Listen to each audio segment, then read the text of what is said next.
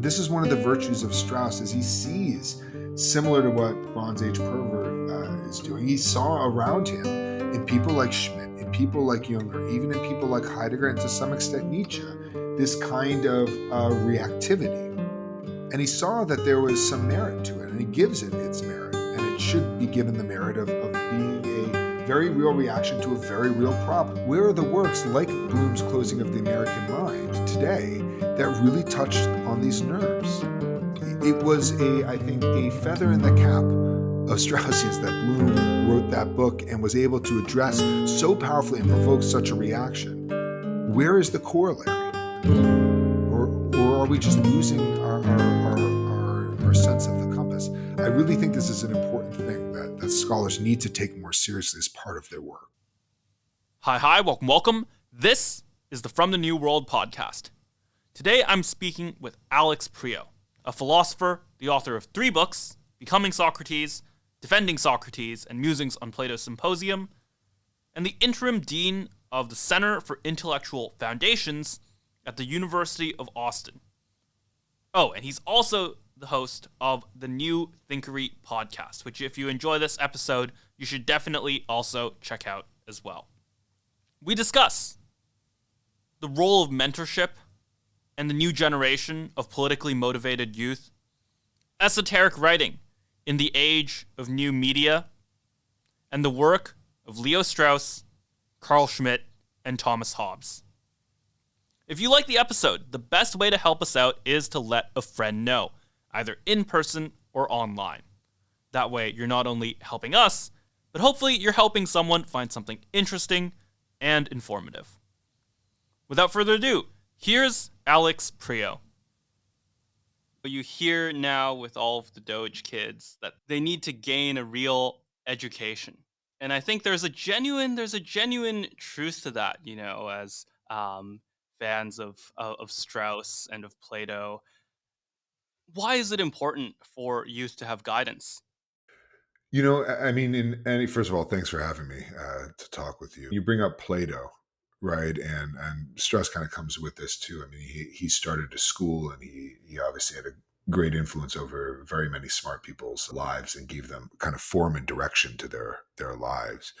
But you see this in Plato, where you're young, you're going out into the world, you're kind of venturing into your community, you're wondering what your place is, how your interests might align with the place. And it's very easy for wherever you put yourself in the world, or wherever the world pulls you, it's very easy for that world to give shape and contour to your desires. In fact, it's probably already been doing it before you even venture out there, since you're quite young.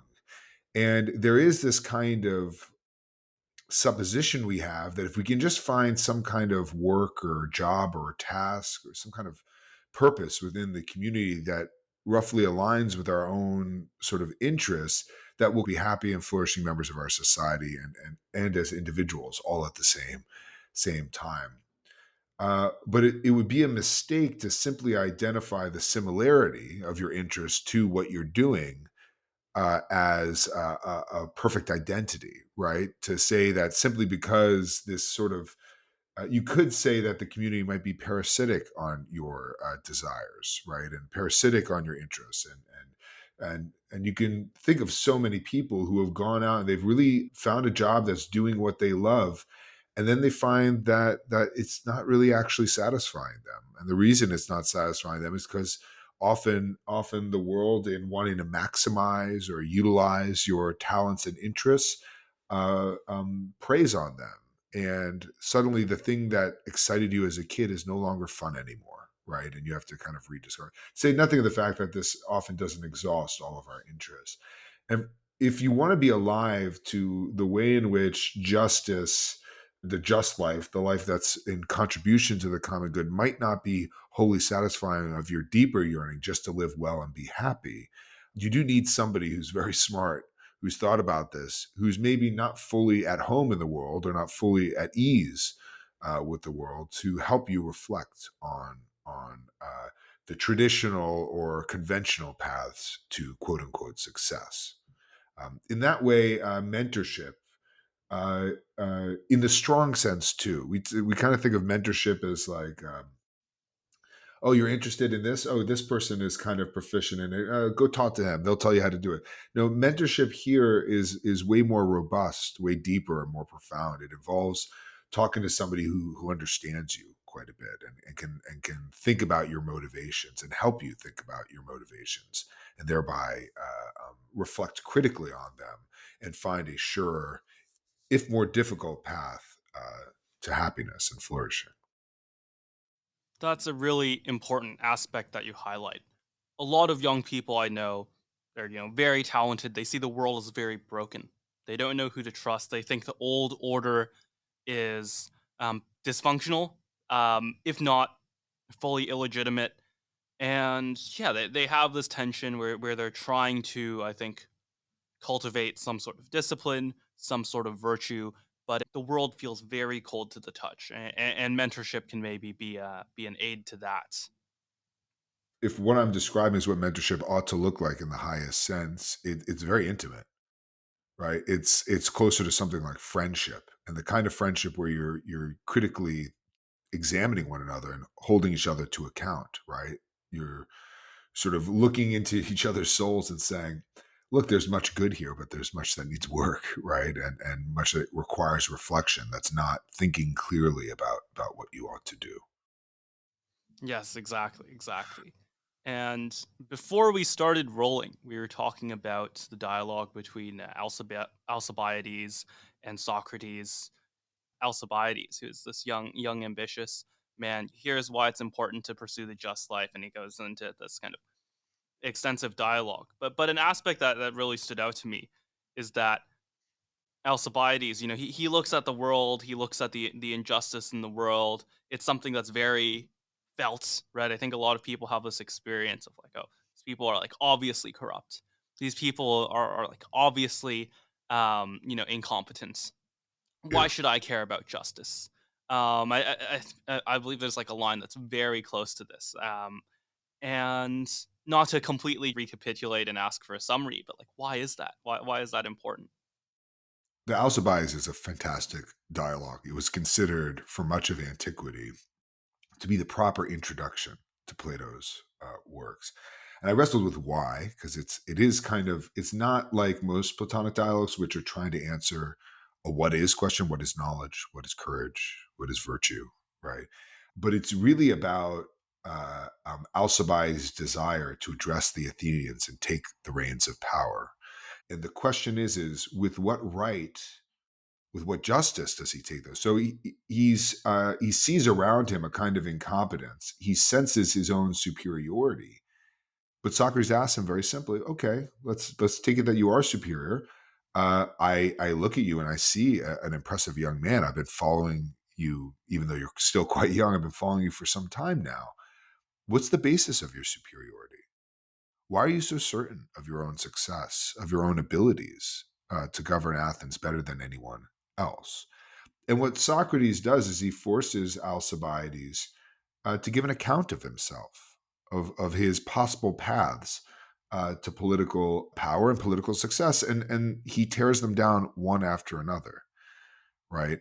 If at times Alcibiades says, "I have a superior nature. By nature, I am superior to all." That's one of his recourses. Another is he's very well connected. Another is he seems to know what justice is. And Socrates asks him questions like, when did you get this knowledge? Who were your teachers? Right? Are you really that superior in education? Because I can point to people who've been far better educated than you and seem to be far superior to you. And so Socrates strips these one after another until Alcibiades has to face the fact that he has nothing to ride on, right? He has no support of this. And he has to look at himself in all of his nakedness, his ambition and its irrationality in all of its nakedness. And he is struck and he's ashamed ultimately by his own unjustified ambition. It's a testament to Alcibiades' character that he's capable of feeling this shame, because very few characters in Plato do, and very few characters react well to it. And as a result, he goes from being kind of at the beginning of the dialogue put off by Socrates, like, "Who the hell are you? I've never met you before. You're really weird." Till at the end, he says, "I'll never your leave your side." And it's an interesting fact of the dialogue that the first words are, "O son of Cleinias." Alcibiades is Cleinias' son. This is Socrates addressing him. And the last words are Socratese, which is a pun on Socrates' name. So it starts from Alcibiades, as child of Cleinias, and it ends with a pun on Socrates' name, which means something like overpower you, and the you being Alcibiades there. Uh, you could say that that's in a way a symbol of the dialogue. It's replacing the rule of the father with the rule of Socrates over Alcibiades. So, with all the difficulties that this entails, Socrates is there worried that the city will overpower him and Alcibiades, right? And so, this seems to mean that Socrates is forever associated with Alcibiades. This is a perennial problem for philosophy. If it wants to affect the world, it has to go to the ambitious, and it's forever associated with the ambitious, for better and often for worse. In this way, you can see that mentorship is a kind of stripping of the soul, right? And an establishment of the authority of critical reflection on your motivations, something like philosophy, as the true and only path to something like legitimacy. The problem being that that path rarely gets to its goal of legitimacy and authority and the knowledge that renders one competent to rule. It seems rather to lead to a host of questions. I love, and so for me, that kind of answers the question of why this is the proper introduction to Plato. If you're picking Yes, up a this is Platonic, perfect. I was just about to ask yeah, this. You said yeah, it was the introduction. Why was it the introduction? Why do you say was? Answer those well, in brief. it was because fashions have changed. I still think it is a very good, if not the best, introduction to Plato. But if you are interested in Alcibiades, if you're kind of drawn by that name and all the sort of impressive and scandalous things that happened in Alcibiades' life, and you look at the titles of Plato's dialogue, and that's the one you pick up, you're likely to be an ambitious person, interested in the glamour of politics, and you'll want to know about Alcibiades and specifically the intrigue of his relationship to Socrates. You're kind of drawn to the glory and dazzle of political life, but also by the sort of interested in Socrates or philosophy in some way. And you are there presented with an image from the very first page of great political power, of even world domination that Alcibiades dreams of, or that Socrates insinuates or puts into Alcibiades. You can debate that question, but and you look at it and you see Alcibiades justifying his sort of ascent to the political stage. He's about to address the Athenians for the first time, and Socrates stripping all of these away and leaving him a kind of stripped shell of himself, not sure of what path he has to success. And you are brought to see the myriad ways in which human beings justify their taking power, taking hold of political power, and then seeing all of these fail before the reality of who one is and what one has learned and what one has actually done. Uh, the fact that one is not actually deserving of the position one would hope for oneself. And when you're faced with all of that, you're brought to maybe appreciate Socrates all the more as a result, and appreciate critical reflection. And it opens you up, therefore, to the rest of the dialogues, which spell out various arguments, caveats, little questions that spell them out in greater detail. It is also, I'll just say this, another reason why it might be the proper place to begin. It is the earliest depiction of Socrates that we get. We get narrations of earlier depictions of Socrates, but those narrations, as narrations, come later, right? So they're actually, it's like a later revelation of an earlier event in Socrates' life. For the earliest, as regards the actual date of the narration or the outer frame of the dialogue, because some of them are kind of narratives of earlier events, it is the earliest one. So you start reading there, and then you go off from there, and you can start thinking about the whole of Socrates' life. You helped organize the Strauss Symposium at UATX. What was the goal of the symposium, and what was the kind of reaction to it? So this is the second year we've done it. We'll have a third year next year, and then we're hoping to have funding going forward. The idea behind it is to take young people, undergraduates primarily this year, or early graduate students. Though we had some more graduate students and people from the professional world last year, the first iteration. The idea is to bring them in, take them in, give them a week of roughly of intense reading and study with other very young, smart people. But a week of intense study of Strauss with some prominent professors, people like Mark Blitz of Claremont, McKenna, also Christopher Nadon, University of Missouri, a number of people. I don't want to leave anybody out, but I also just want to move on. A number of really, really prominent teachers and commenters on Strauss's work, and just spend a week reading natural right and history primarily, or selections from it, as well as some essays and other pieces, so that they can get a kind of sense of Strauss's thought, who he is, why he matters, etc. It's filled with dinners, lunches, and breakfasts, like meals, and talking with one another. It's a week of real immersion, and then the hope is, people start to see that Strauss is a deep and fundamental thinker, one of the, if not the most important intellectual figure of the 20th century, and somebody who, as such a towering figure, is still worth reading in 2025, nearly, or actually, I think more than 50 years now after his death. Yeah, and something that's very interesting about Strauss is that in some ways you can see a parallel between the relationship between the natural sciences and philosophy, and the relationship between Alcibiades and Socrates, right? You So say you some. have the situation. I think Strauss coined the term the cave below Plato's cave, right? That's the kind of modern notions of science, maybe mischaracterizations of science, has led to a much greater ignorance on some questions. Mhm. Yes. Yeah, there's a the cave is an interesting metaphor, because it looks very pessimistic from a modern enlightenment position. We like to think everybody's going to leave the cave. Everybody gets to see the light. That's what enlightenment means. For Plato, it's only a rare few get out.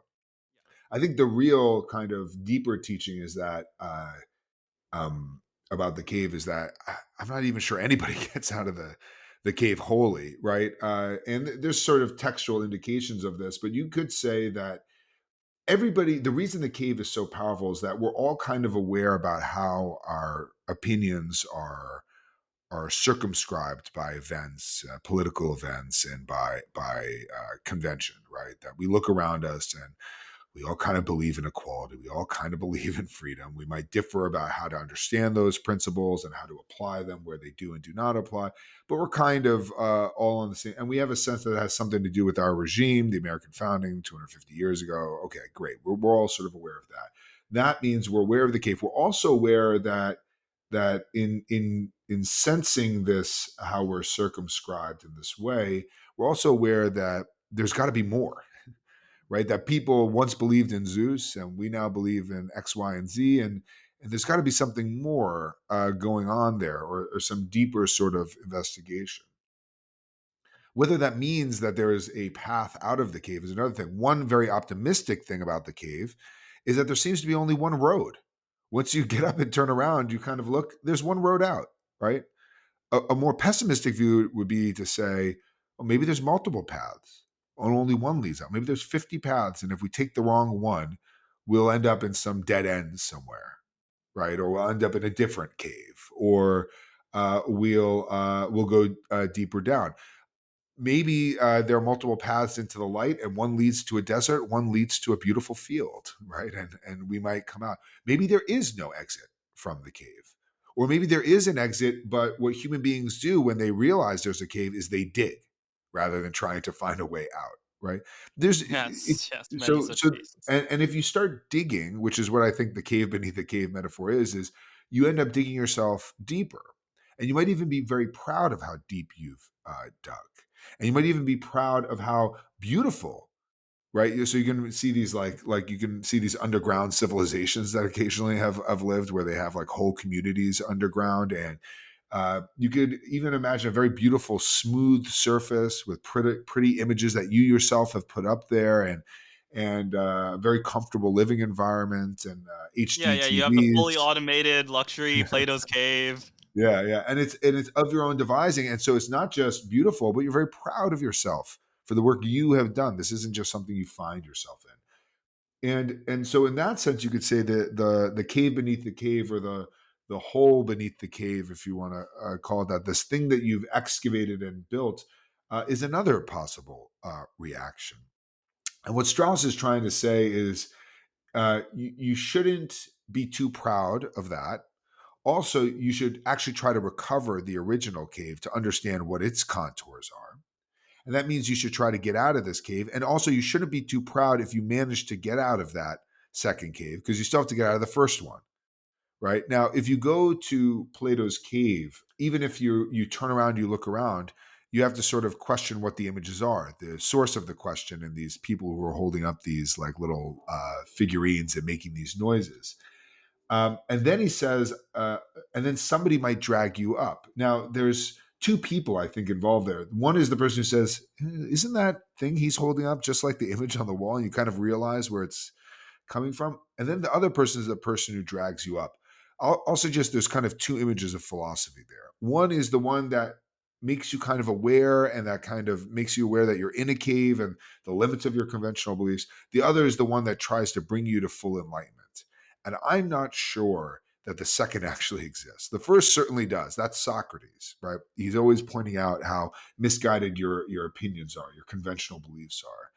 The other one, who brings you out into the full light and makes you see everything, your eyes adjust and then you're finally illuminated. I don't see any precedence for that in Plato, right? As far as an actual lived philosopher, it seems like an hypothesis of what philosophy in the best sense might look like. And so it might be that you have to give up your cave beneath the cave, your very impressive cave of your own devising, for another cave that's far more rudimentary, involves very old-fashioned language about like your soul and justice and the gods and things we don't like to really take seriously these days. And then it might be that the questioning beyond that doesn't get you to full illumination. And so you have to give up a very impressive accomplishment for a very meager accomplishment. But a meager accomplishment in terms of the actual wisdom you have, that is far realer, that's grounded not in your own pride or vanity or hubris, but that is grounded in the sort of actual reflection on the actual uh, um, hopes and desires you have, and the degree to which they can actually be satisfied. You'll be in greater possession of yourself, though maybe not as impressive a figure as you once deemed yourself to be. Yeah, you mentioned there that you're returning to this cave that seems very mysterious. One of Strauss's most famous ideas, most important ideas, is the idea of esoteric writing. There may Yes. be more to this writing, that maybe if you stumble upon what looks like a contradiction, there may be more to this writing than you think there is. In some ways, I feel like young people like Gen Z are like natural Straussians, natural esotericists. You Yes. know, Zoomer media is very often about this kind of irony, these layers, these references that you have to look deeper. These like alternative reality games where you're kind of digging into rabbit holes in the internet, and you need to know the context behind it to really get the joke. Is this an Yeah, optimistic sign? especially with like COVID. So young people, yeah, this is always something that's so scary about teaching. Is somebody who's 18 who walks into my classroom right now was born in 2007, right? And it's very strange to think that they were one when Barack Obama started his first term as president. And so, what to me is like a mature thing from when I was in my 20s is for them, they don't even remember it as a child. Somebody who's 18 in 2025 was like 13 when COVID started. So they're just kind of becoming, they're going through puberty. They're starting to care about the world. They're having like real feelings for the first time, and they're cut off from the world.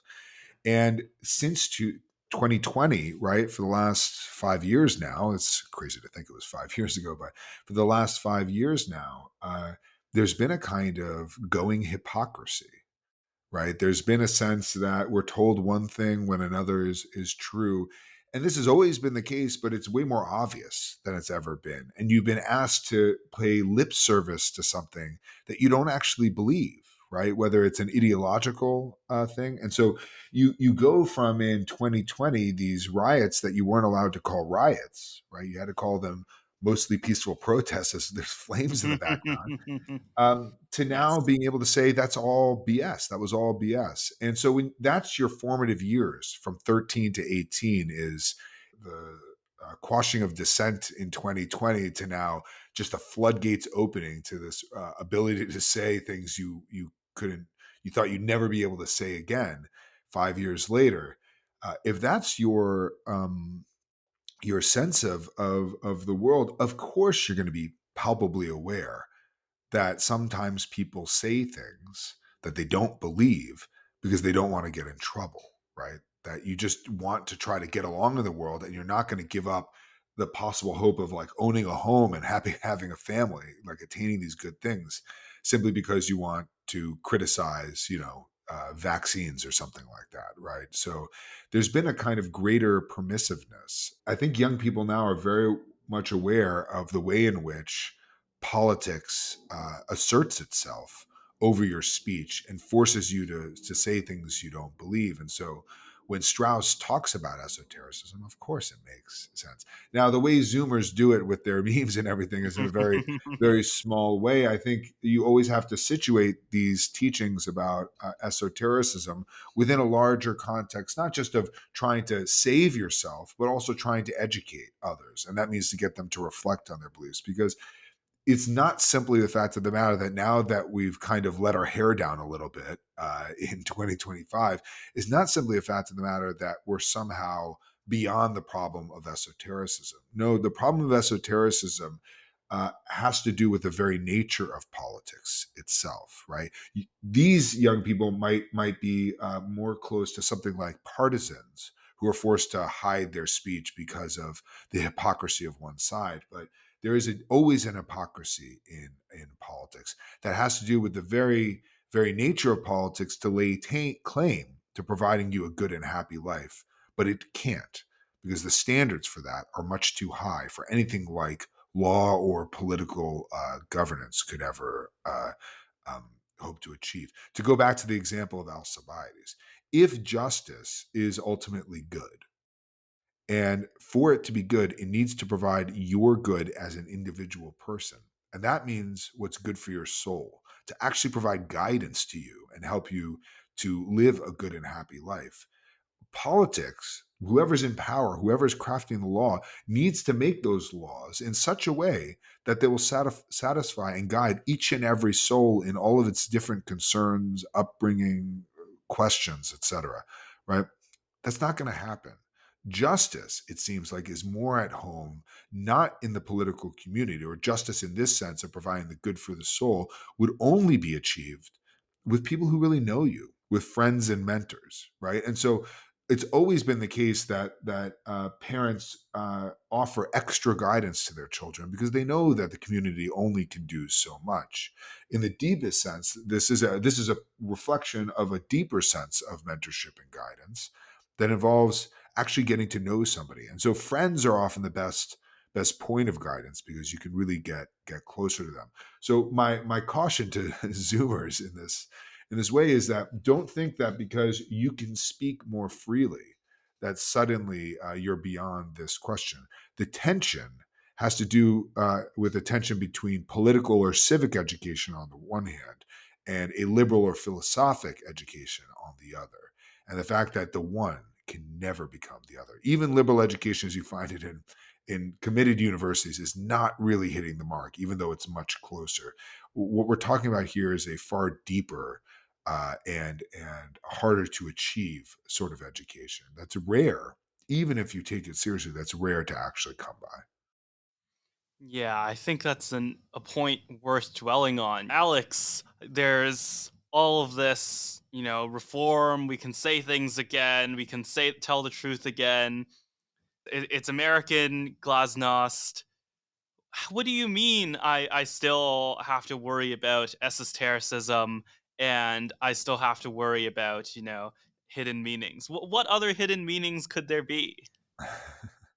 Well, yeah, I mean, this is the difficulty. So at University of Austin, where I teach, we have this idea of open inquiry and entrepreneurship and building things and trying to do so in such a way that it contributes to your own flourishing and to the flourishing of others. It's all very nice and high and exalted language. And then when I got there, there was a lot of students not doing their work in their core classes that were rushing with the entrepreneurship side, and they weren't reflecting actually. And so I had to caution against it. But one I've thought about this: if I were to give a talk next year, I'd like to give a talk criticizing the idea of open inquiry, right? Because I think a lot of students at University of Austin and come there thinking now I can finally say and argue whatever I want. And my sense is that inquiry can never be wholly open, maybe even not with your closest friends.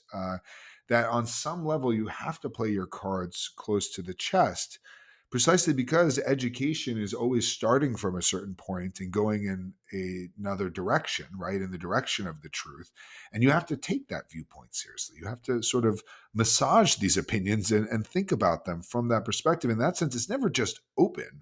It's somehow beginning from a closed position and nudging at the seams to see where things start to fray, right? In that sense, you have to realize that all thinking, uh, as thinking begins from a position of ignorance and tends in the direction of knowledge, and so always has an element of closedness to it that it needs to reflect on and to see whether it's actually closed or not. And in that way, your inquiry is never entirely open, right? But it's always kind of taking something for granted.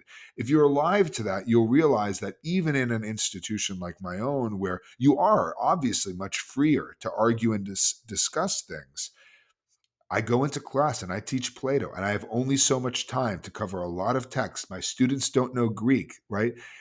These are all elements of the circumstance and of their souls that mean that whatever we discuss is going to be closed in some way.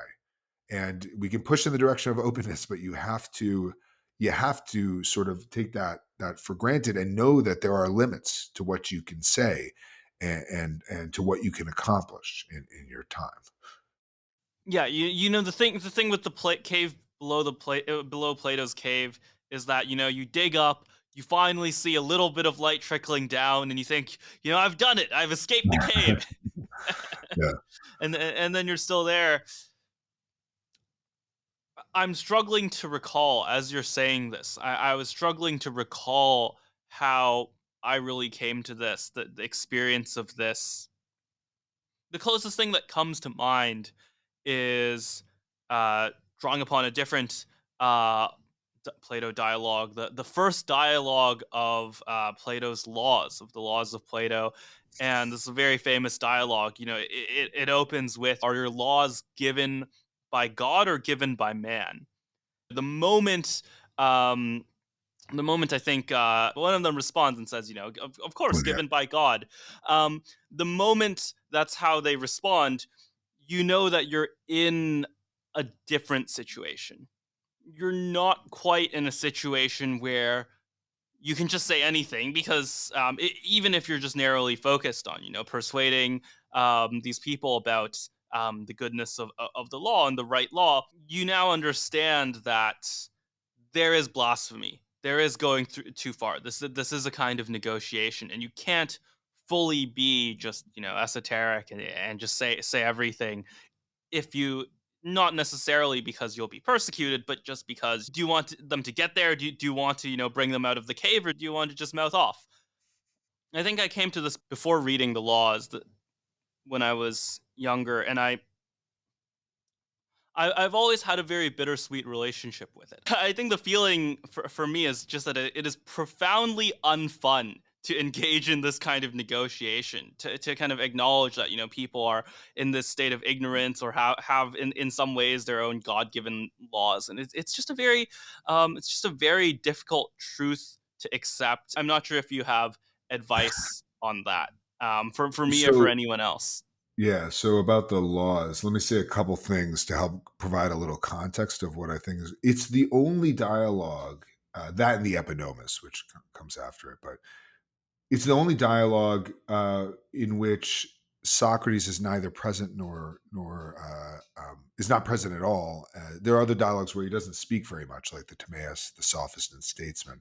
But it's the only dialogue where he's not present. There is an Athenian stranger who looks a lot like Socrates. It's also the only dialogue that doesn't take place in Athens or around Athens.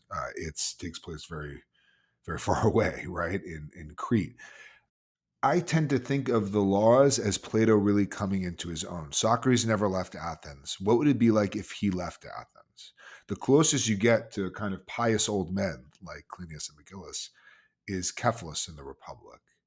Though he is somebody who came to Athens, and so he's somewhat compromised by Athenian decadence. The way this shows up is that he was brought there by Pericles as an arms dealer.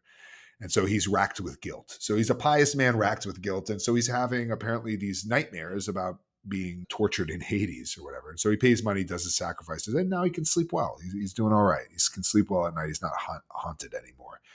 Um, Plato, he commits himself to giving a kind of version of the philosophic life of Socrates, and it's highly, obviously, fictionalized. But then he decides, maybe later in life, but he decides to write the sort of conversation Socrates never had the chance to have. And that's the conversation if he had left Athens anonymously so that his reputation wouldn't precede him.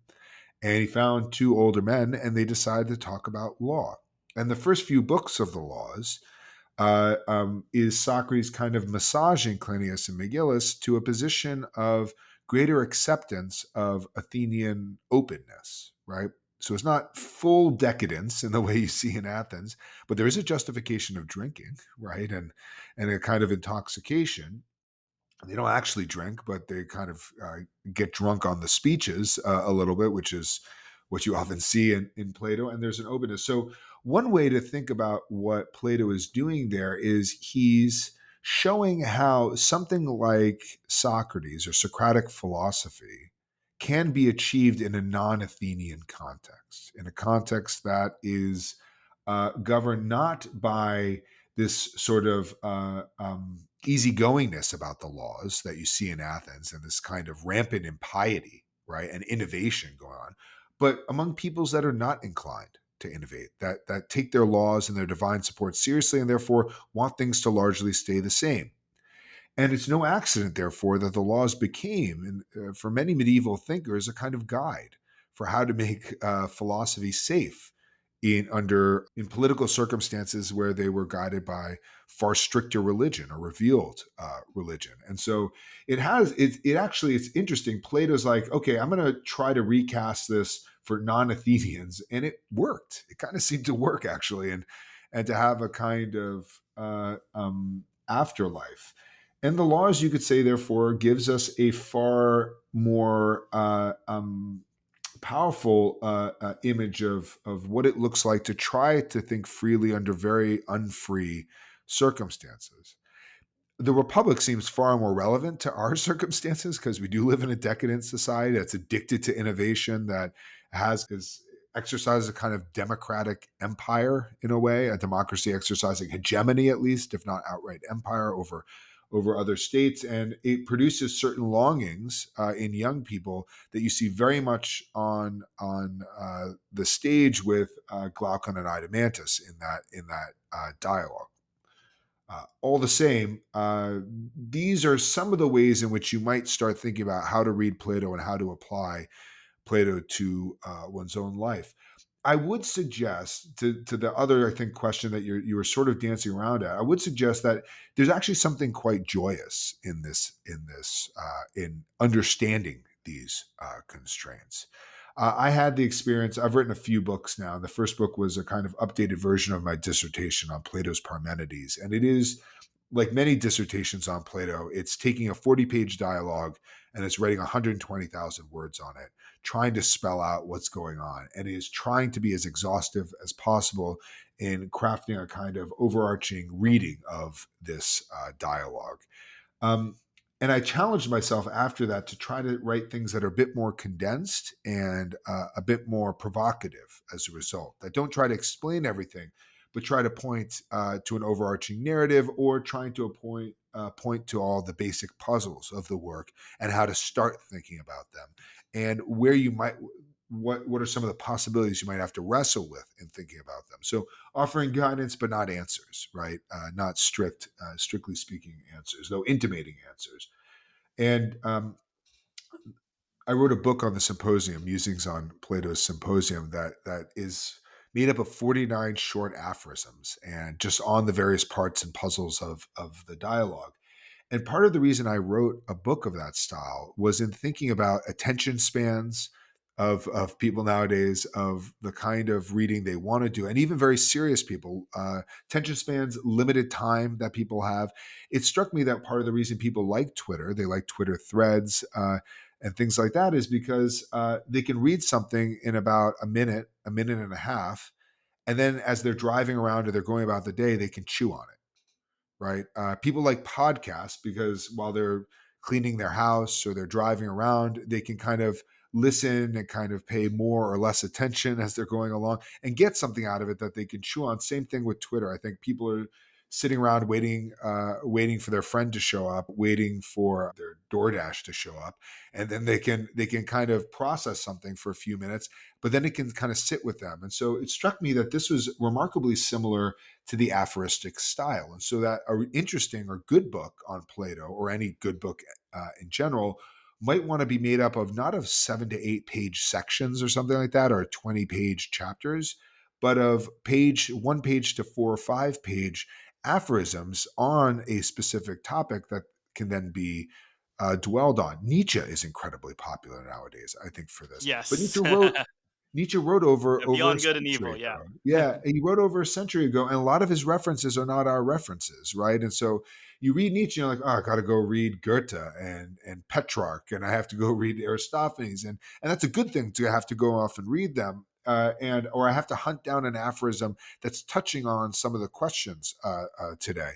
And that can be a little bit more difficult. It would be nice if people, and some people do this, though with varying degrees of depth. It'd be nice if people wrote things that fit into life as we're living. You can look at the internet, at Twitter. You can look at the contemporary sort of demands of labor nowadays and say, man, this stinks. This is not an age in which I can sit down and study Montesquieu's Spirit of the Laws for 3 or 4 years unless I go to grad school.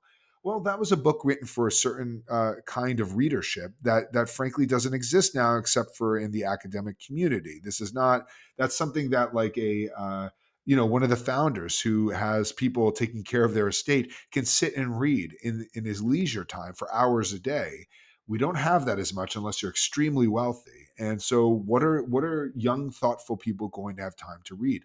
That's a constraint that's actually quite liberating. You can lament it or you can find a way to work within it. And to write in that sort of way can give you real readers today, and you can write things that are inviting to those readers. So now when I think about what I'm going to write as a serious work, not as scholarship, but if I were to write something for a broader readership, I try to think about what I could actually do for them, and I think other people should do that. And so these constraints, you were talking about divinely revealed law, but the constraints around you can actually give you access if you understand them. They're not simply things to be lamented, but they are the sort of necessary limits of discourse nowadays, and you can try to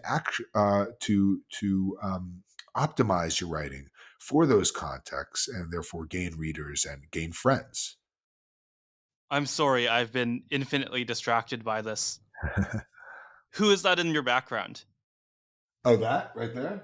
That's Yeah. Strauss. Okay, okay. Yeah, I was wondering because, he's kind of far away. Um, That's a That picture that makes was given to me by one of his students. One of my teachers, Lawrence Burns, who studied with Strauss. After he passed, his widow gave me a number of things, and that includes this picture of Strauss, which I don't think anybody else has, and it's quite a nice picture. It's him reading. There's always this picture of him like smoking a cigarette, looking like some kind of evil mastermind, and I like this one yeah, because yeah. it's just him. In a sweater and a tie, reading, and he's smiling to himself. It's quite a nice portrayal of what Strauss's private activity might have looked like. Thinking and reading and all that. Yeah, have you seen the political cartoon of Strauss, reading Plato and with the puppet strings Yeah, over yeah, yeah, over George Bush? yeah. It was a bit ridiculous. I lived through those years, so it was a bit ridiculous at the time, but still so now. Yeah, yeah, the Straussian menace. I think somebody at the time pointed out there were more Straussians in the Clinton administration than in the Bush administration, but nobody seemed to care because they just wanted a boogeyman. But Yeah, I'd believe it. I don't know. Clinton, you can see their influence, maybe even more than in Bush. Um, but returning to this point, kind of focusing on again, there is something about uh, modern politics or um, modern communications, let's say modern media, that creates quite a different path. If you think of um, if you think of in some ways the main lesson of Alcibiades and Socrates of their dialogue being that Alcibiades is forced to confront the places where he has not questioned. There's a way in which objective science distracts from that, right? And of course, this is a core aspect of Strauss's work, but there's a way in which we can see a modern reimagining of the dialogue between Alcibiades and Socrates, and then Alcibiades, when he's questioned about why he should rule, he will say something like, "Oh, I have this pedigree. I went to Harvard. I have yeah, a 160 IQ," and which take away from this aspect of questioning and reflecting upon the fundamental premises, right? This is something that is not necessary to be done. yeah, Maybe you need like some fundamental premises of mathematics, but you don't actually need that many fundamental premises to get like a high IQ test score, right? yeah. So what are the ways in which there's a kind of tension between science and reflection, or science and philosophy? Oh my gosh, that's such a big Yes, question. it is. Um, You there's a know, lot of ways, and there's a lot of people have obviously written on all sorts of things. I'm hardly an expert in these things. It's something I've thought quite a bit about. At my prior to University of Austin, I taught at University of Colorado in Boulder in a program called the Herbst program. It's basically teaching humanities to engineers, and so in that position, I had to think quite a bit about uh, natural science, building, engineering, technology. It encourages people to live, and it's something I still have to think now in a more entrepreneurial context, but still in a kind of tech development context. And there's a whole host of questions that are raised there. The basic issue with the scientific method is its primary focus on material and efficient causality. Now, material cause is what is this like? If you're going to build an engine, right? And I say, Brian, you seem pretty scientifically smart. Build me an engine, but I want it to be beautiful. Can you build me 1,000 horsepower engine out of gold? Your immediate reaction will be it'll melt immediately. There's no way to keep it cold while making that power. It'll be useless. So you understand what the matter can do, and so every engineering discipline is going to have some kind of materials class, right? And so students always take a materials class because you need to understand what you're working with, its limits, before you start thinking about applications, right? Um, Efficient causality is about the actual mechanisms of things, right? So if I put fuel in the cylinder and some air, and then I spark it, it's going to push the cylinder up. That'll push the drive shaft around, and then another cylinder will do that, keep pushing it around, and eventually I'll have a rotating drive shaft that goes into a drivetrain and that moves the wheels. And I've got a car. None of that, all of that is very effective and efficient in that sense. It's effectual in that way, to use the Machiavellian term for this. Yeah. But it doesn't tell me where to drive the car, right? It doesn't tell me what to do with the car, right? It doesn't provide the goal or the end of that. And this is one of the difficulties of modern science and technology, is that it's focused on these two very basic level causes that have to do with the matter of things, and it's able out of this to create new forms, new kinds of things, cars and airplanes and AI language learning models and all that sort of stuff. We're able to create these new things, but we're not sure what these things actually are, right? What their actual essence is. One of the interesting things about technology is you make a technology and you think it's one thing, but then it is another, right? You Yes, think many such you think cases. that Twitter is a platform for free speech. It becomes a platform for suppression, for debate. You think it's going to be liberating. Quite the opposite. It's not necessarily liberating, and so often these founders and builders become disenchanted with their own creations. So Jack Dorsey seemed very happy to be free of Twitter and to go work on something else. This is, you never know what it is you're actually building until it's out there and it's put into Yes, a and he's human. done this 3 times now. So he's Yeah. made Blue Sky, right? And then, that turned into, well, it turned into Blue Sky. And then he made another one now. But sorry, I interrupted you. Continue. Yeah, no, no, and so the reason we don't know what it is because when we technologists are not humanists. They're not thinking about human desires, human motivations. Um, a real clear example of this is every time a technologist argues on behalf of their technology, they always ask, what does it look like in the hands of the most intelligent and the most capable? What will AI do for builders? Well, it'll be great. If you make a startup, you can just subscribe to an AI service. It'll replace a lot of the lower level coding and stuff like that, so that you can actually build a startup. And great, okay, that's what it looks like in the hands of the optimal person. Fine. What does it look like for the average person or the lower levels of society? They don't write papers. They don't learn how to formulate their thoughts. Their thoughts, therefore, are more beholden to their passions, right? They're not forced to argue, to think them through. And so they just become kind of reactive. It robs them of a kind of intellectual labor, just as industry has robbed us of a kind of physical labor, and you become an increasingly shallow sort of being, right?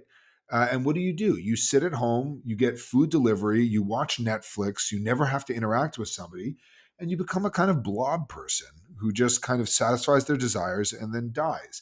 And so the alleviation of labor that technology gives us is great for those who really want to work and find their flourishing in a kind of activity. For a great many human beings who just want to be relieved of labor, and that's it robs them of the virtues they might have had.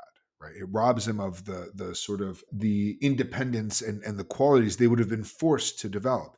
And so if you read Machiavelli, he's very clear about this. Some Oh, people, yes. the populi, the people, they just don't want to be ruled. They want to be relieved. They want to be free of work and free of other people determining their lives. Other people, they want to be free and then to have rule. These are the great or the grandi, right? If you take that psychology of modern man, which is not an exhaustive psychology, but it is very descriptive of the sort of human beings Machiavelli helped make, right? Or helped to develop us into or denature us into, however you think about it. If you attend to that in developing a technology, you might be more aware of what's going to happen when you put this thing that is effective and that's built on a certain material substrate you're going to be more aware of how it's going to interact. And so, on the primary problem, I would say with modern natural science, the scientific method, and with modern science's sort of causal awareness, is it's not aware of what these things are that they've made, their forms, because it hasn't put them into the hierarchy of human beings and the hierarchy of ends or goals that we pursue. What happens when you take the base motives of human beings and you put them into this technology? What happens when you put the higher motives and you put them into this technology? If you start thinking in that way, you'll be able to better understand technology, kind of find workarounds for the problems, and also optimize that technology for human beings rather than always playing catch up, which is what we're doing nowadays, right? Is we have a technology, say, oh, this is going to be wonderful, and then it comes out and people are lazier and stupider and fatter and all these awful things, that they're not working hard to become better versions of themselves, because and we have to find some kind of band-aid after the fact. And as we do that and we find some kind of workaround, a new technology comes around and we have to deal with the effects of that. And it feels like a lot of the problems of modern science, if we were a bit more ahead of them, couldn't necessarily maybe be solved. That might be too optimistic, but we could be aware of them and be working on them as they arrive, rather than having this feeling that science is greater ease of life and also greater alienation from our own happiness at the same time. We live more comfortably. We are more effective. We can have greater leisure than we've ever had before. We also have unprecedented levels of anxiety, depression, suicide. And you look at that and you say, there's something off here, right? How do we actually start thinking about our motivations and our desires and our happiness in a deeper sense? By trying to reflect critically on our history and critically on our own motivations, while also thinking about the constraints and the demands that the modern world puts on us, we might be able to live happier in this world. So being very serious about your longings, your deepest longings, will somehow prepare you for this. But modern science doesn't think of causality that way. It hates thinking about goals. It's very hands off. It wants to say, you live your way, I live my way, which is very helpful because it allows people to sort of devise new pathways and to innovate and all the stuff that we hold to be good nowadays. On the one hand, on the other hand, it makes us incredibly unserious and flippant about our deeper longings. And so you do find this situation where very wealthy, successful people are not happy with the world that they've made, are not happy with the environment they live in, and they want something more. There is so much there. I think one way to start down this road is, I think you mentioned several causes. Um, I think maybe you're talking about the kind of Aristotelian sense. What Yes. are the causes? Like the four causes. So we talked a little bit about material and efficient. Materials just matter, the stuff that's around, and it's part of what makes a thing, right? If you don't have part of the reason whales, the largest mammals, live in the water is because if they're on land, they wouldn't be able to survive, Yeah, right? or like taking even one step back. Like what is the purpose of the causes? What is the question it's trying to It's answer? meant to explain what makes a thing, right? So what are the when you ask why is this, right? Why is this desk, right? You say, well, the desk is part of what caused the desk is the wood. If there were no wood, you would have no desk, right? Another one is the efficient. How did it come to be? Well, somebody had to make it. There were machines, I think, involved in this desk, but somebody had to put them together and to engage in the sort of mechanism that brought from the material this thing. Okay. Another thing that explains what it is its purpose or its goal. The desk is so that I can talk to Brian for about philosophy and technology and sort of. So the purpose that it serves, I can grade at it. I can do all those things. That's part of what makes a desk a desk.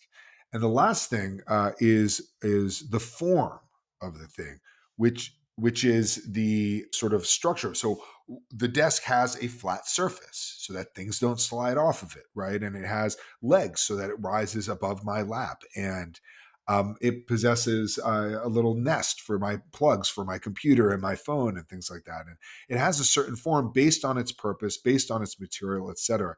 And if you put all of these together, you'll have something like a causal account of the desk in terms of its material, the way it came to be, the purposes it serves, and its structure or form, the way that it looks to us. Modern science begins by with this focus primarily on material and efficient cause. What is the stuff in the world, and how do I manipulate it and make it into larger things? So you look at a tree, and that's one thing you can make with wood, which is a funny way to think about it, but that's essentially how it is. Wood comes from the tree, but also it's one form of wood. If I break down the tree to its basic stuff, even to its chemical composition, I can start making new things, synthetic wood or something like that, or new materials, plastics and things like that, or carbon fiber. And now I've got something even stronger and lighter and more capable than these old things. So early cars are made of wood. Now they can be made of carbon fiber and steel and all this sort of high grade stuff.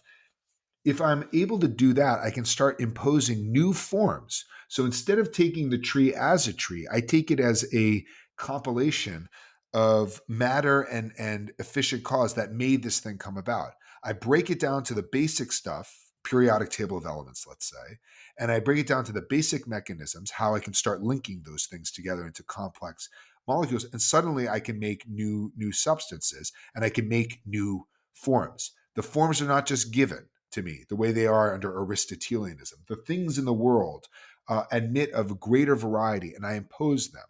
And so forms and what I do with them suddenly become a function of human will rather than something given by the world. Whereas Aristotle might look at a tree and say, "Oh, the tree has this form, and its good is to be watered such that it bears fruit, and etc., and all that, and acorns, and you can make new trees from those. They kind of grow out of that. Instead, those purposes and those forms can be something I exercise. The problem with that being that if there is any kind of basic human nature in particular, um, I might make forms that are horrific, right? I make forms that are destructive of my potential. And so part of what, and this is part of what Strauss is essentially encouraging, is that we're not inclined to think on our ends, to think about our variety of ends or the heterogeneity of our ends. And that puts us in a situation of discovering our unhappiness only after the fact. You got to think again about the ends of man and put them together with this natural science in some way. And if you can do that, you'll maybe have solved the $20 million question of the history of Western thought. I think a lot more than that. But You know, you'd be happy, which would be the bigger thing. yeah. Have you ever encountered this phrase from economists, revealed preference? No, no, I think I've heard it, but explain it to me. Oh, okay. That's yeah, that's quite surprising to me. But the idea of revealed preference, it relates to a lot of what we're talking about. But the concept is that by choosing an action, people are revealing what they truly want, and that we shouldn't cast judgment. We shouldn't cast Oh, judgment about people's choices because even if they might seem to us like they are bad for the person themselves, because they're simply showing us that that person has a different preference. Someone who is spending a lot of time on social media, they are revealing their preference. Someone who is on certain drugs, let's say legal drugs, they're revealing their preference. well, then in that case, illegal drugs too. Maybe they should be legal if it's a preference Yes, that's been many make revealed. this argument as well. That as Yeah, well. I had a colleague of mine who's an economist come up to me a couple weeks ago. He's like, "Can I talk to you for a second?" I was like, "Yeah, sure. What's up?" And he's like, I've noticed students are kind of judgmental about preferences here." He's like, "Do you know why that is?" I don't know if he suspected I was behind it or something like that, but Is this the deep dark Straussian mystery? well, no, I mean, I'm inclined to encourage students to be judgmental about their preferences, to not to view all of their desires on equal footing. When I talk about the heterogeneity of ends, I'm talking about how justice is different from a yearning for a noble life, is different from just a simple, good, and happy life. How what's profitable or what's advantageous is different, or the same as, or has like sort of Venn diagram overlapping with what's noble or base, right? With what's beautiful or ugly, and so on and so forth. And if you start engaging in that kind of analysis, and if you're really especially serious about living, let's say, a remarkable or noble life, as maybe some students, at least here, are, you're going to look at somebody who wants to just play all their time and spend all their time playing video games and consuming like various weed gummies. And you'll say, that is a base and shallow life. And I take that to be a sign of moral seriousness, right? About willing to say that, look, you can live your life how you want, but I'd rather die than live your life, right? And that's a way of dealing with that. And I think we tend to think of people's desires in terms of preferences or their values, and to some extent that's fine. It's could be a preference like I prefer chicken to pork, right, or something like that, and that's all fine and well. But when it comes to actually thinking about a meaningful life, I mean, we don't want to be flippant about meaning, right? We want to take meaning seriously, and we want to live every day with purpose and with people that make us happy and that contribute meaningfully to our lives, that care for us, that understand our limitations and what would make us happy, and that help us live those lives. And if you're going to do that, I'm sorry, but there's a principle of exclusion, right? And if you're going to have a society that encourages that, I'm sorry, you're going to have a principle of exclusion. And that doesn't mean intolerance necessarily, but it does mean looking at people and saying, okay, fine, you go live that life. I'll be damned if I will, right? Like taking in that strict sense, even of damned. Like I would not be Oh able to yes, live with yes. myself. No, I would not be able to live with myself. I would feel like I was condemned to live that life. And it might be that those sentiments are ultimately need to be held to a higher standard, and I think they do. But you have to at least start from that, right? You have to start from a position of moral seriousness about what makes a person a good person.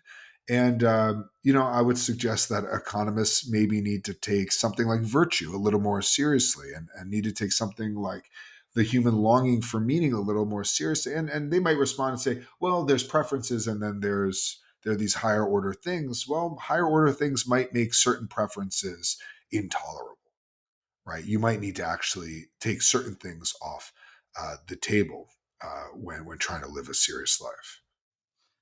You're really preaching to the choir here.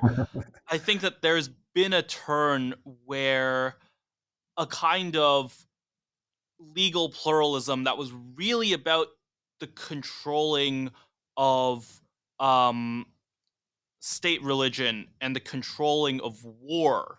We can talk about natural right and history, but let me just lay out my position. In my view, there was a kind of Hobbesian classical liberalism or proto classical liberalism that was very much about a pluralism of actions. I think that part of the difficulty in explaining this is that the blurring of the lines between war and communications has gone so deep that it is difficult even to find the language from one of the more provocative things that people will quote from my philosophy is that John Stuart Mill was the Judas of classical liberalism. We went from a kind of classical liberalism that was excited or that was encouraging of judgment and encouraging of discernment and encouraging of expressed difference to one that was a kind of repression of discernment. And ultimately, I wouldn't attribute this part to Mill, but what it ultimately culminated to was the blurring between, speech and violence altogether. That's interesting. And so you end up with the situation where I always go back to the quote from Hamlet of what separates man from beast is the willingness to die for an eggshell. The Hobbesian solution is that you preserve the eggshell. You're still willing to pursue your valor, your conscience, your religion, your faith, your revelation. Especially with the kind of erosion of tradition, the Millian solution is that like no one should have eggshells. And this, I think, is really the core difference. And we can talk about natural right in history and how Strauss Yeah. disagrees with me, or I should say, I disagree with Strauss. But did you have thoughts? I don't know. Sorry, I just So gave that gave a kind of Hamlet's speech there. Hamlet's one of my favorite plays, and I want to unpack that detail because it's very Yeah, interesting.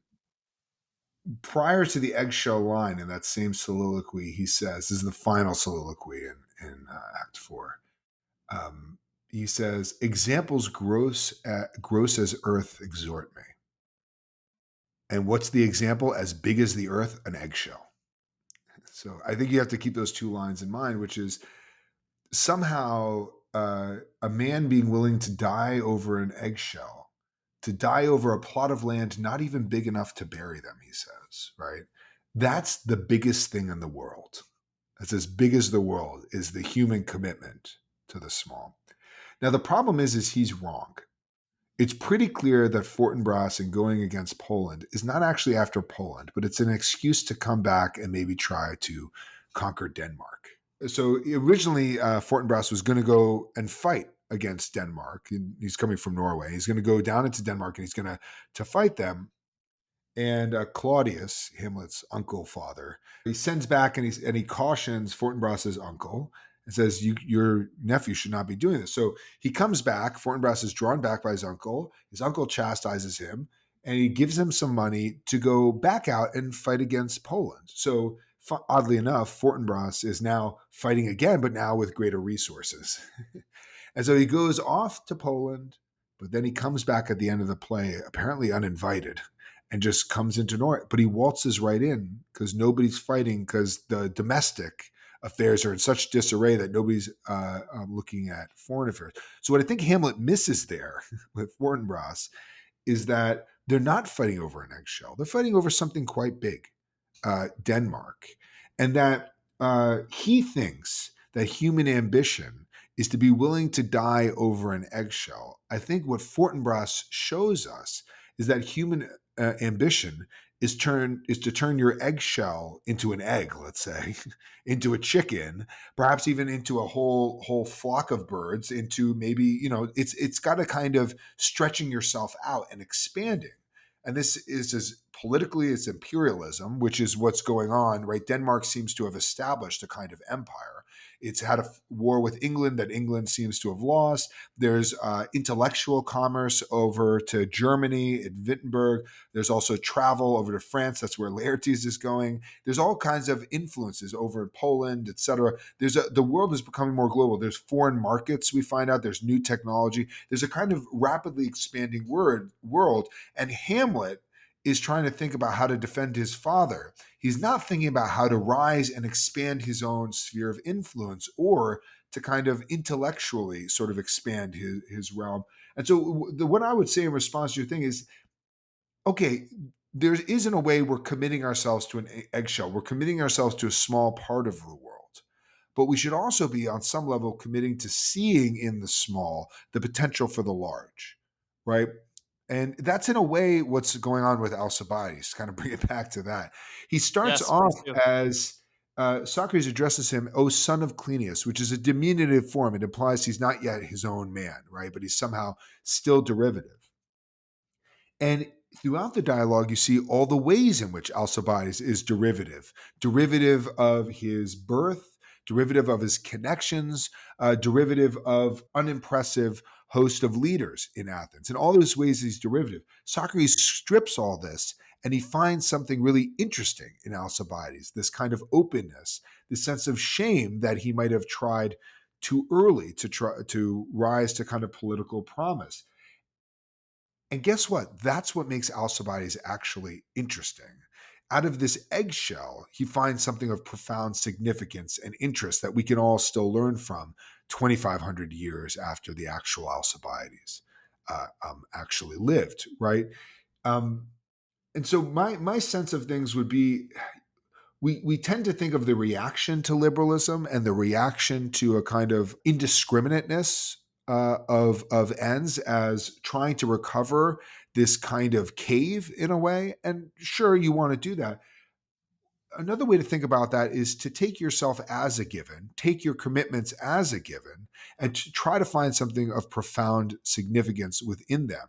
And then you could read the books that influenced your life, one with an eye towards your tradition, but another with an eye towards what they teach you about the deeper problems. And, I was not raised religious, but I love reading Genesis, Exodus. I like reading the Bible because I see in taking the world that they portray seriously and taking the ways of life that they offer seriously, it opens me up to possibilities and to larger questions that I might not see otherwise. It provides me a kind of means of access to that.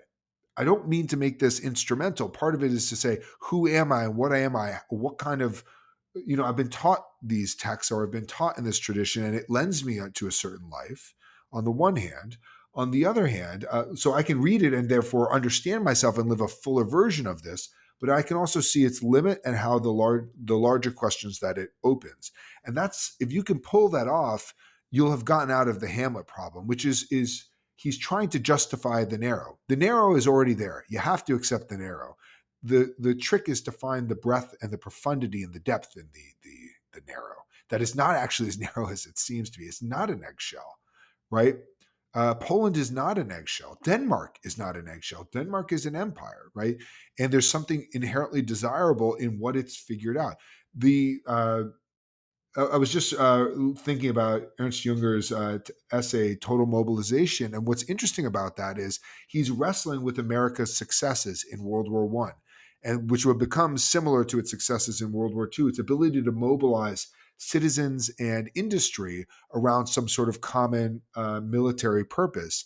And he was there looking at a country that Germans might have looked down upon for certain reasons, and to some extent have over time. But he was looking at its successes, and he was able to find in what you might call a smaller country, a kind of weird new country, he was able to find something of deep profundity and a kind of virtue of it that they had not taken seriously, that they were forced to take seriously by political and military events. Um, that I think is the real challenge, is to see that the eggshell is not ever really just an eggshell. That insofar as it gives meaning, it has to say something or intimate something at least of these deeper concerns and these universal questions. Yes, there's a lot of ways I can take this. I think my gut reaction, my first reaction, the tension between the eggshell as a piece of honor and the eggshell as a kind of utilitarian poker chip almost that you're betting, and you're right, can absolutely grow into something much greater. In some ways, that's the tension of Carl Schmitt and his reflections of Hobbes. The significance of the eggshell to me is the point of honor, right?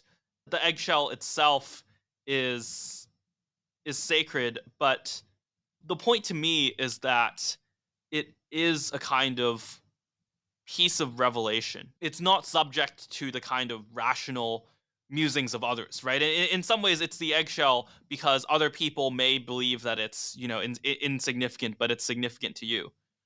Hamlet's tragic flaw is that he is overly prideful. He's not considering the whole. He's not considering the greater, the kind of real world significance. And this leads to, spoilers for Hamlet, almost everyone, including him himself, dying. In my, youth and immaturity, I'm looking up a bit too much to a guy who dies in the end. I think that this is significant to Schmidt, is that he sees the liberal political theory of subjecting, all of this to debate and all of this to the pursuit of some kind of universal law as inevitably resulting in a kind of totalitarian state that is even more totalitarian than the kind of Hobbesian Leviathan. There is this tension between your piece of discernment, your eggshell, and your greater ambitions. There's this tension here where if you pursue the greater ambition, and if everyone is engaging in this competitive way of trying to parlay their eggshell into an egg, and then the entire egg industry, and then the world, then you have this equilibrium where you end up chasing the one world totalitarian state But thing here. let But me bring out what I think is a kind of tension in what you're saying, which is on the one hand, you're calling it an eggshell. On the other hand, you're calling it a kind of revelation. And I think the latter pushes against the former. If it is an eggshell, it's an essentially meaningless piece of nothing, right? But if it is a revelation, it's somehow pointing beyond itself, whether to the sacred, whether to something larger, right? So, like, I think this is one of the things that's helpful about reading, like Homer, for example. Like, I read Homer and I don't feel the pull of Zeus or Athena, obviously, at all, but somehow the world can make some sense to me. And this suggests that in any kind of sacred text that can actually speak to human beings and make them convinced of the gods, even, right? It can only do that if there's something more or something else going on, right? So, like when you read the Bible, if you read Genesis, like the narrative is very spare. There's very little to go on, but when you start tugging at it, you start to see really consistent characters, right? Like Jacob, for example. He's very risk averse. He's always doing what seems to be, he relies on his own cunning, and he tries to avoid certain dilemmas. He flees his brother. He's tricky in trying to flee his father-in-law, or fleeing his father-in-law. When he's re-encounters his brother, he sets up this series of layers to kind of protect him and his favored son and wife. He's always doing the risk averse thing, and then finally, this upsets his sons when it comes to the rape of his daughter. And so you start to see there's a vivid portrayal of human life. And we might not understand what it's like to be like a shepherd in in a nomadic shepherd, getting sort of being speaking with God in the desert, right? And trying to turn one's family into a kind of tribe or something like that, which seems to be what's going on with Jacob's trajectory. But we can understand his character. We can understand how he might respond to those sorts of situations. And we can get, and then we can get a vision of how that fits within the biblical tradition and its specific contours of a certain kind of God, a mysterious God who's made these kind of covenants and promises to his chosen people. And we can begin to think about how a certain type of person fits into a certain vision of the world. And suddenly, a text that a lot of very sophisticated people nowadays would call mythological, that's a mistake, or dismiss as archaic and retrograde, even, and sort of say this isn't worth thinking about, suddenly is deeply illuminating. And it can only be that. It only ended up having traction over human beings in a broad and in the sense of giving a form to a people, right? It only was able to do that because it was in touch with these deeper issues of human nature and human life, and it spoke to them and gave them a specific kind of shape, or gave them an outlet, gave them a place, a hierarchy, you could say, um, by giving an articulation of the world.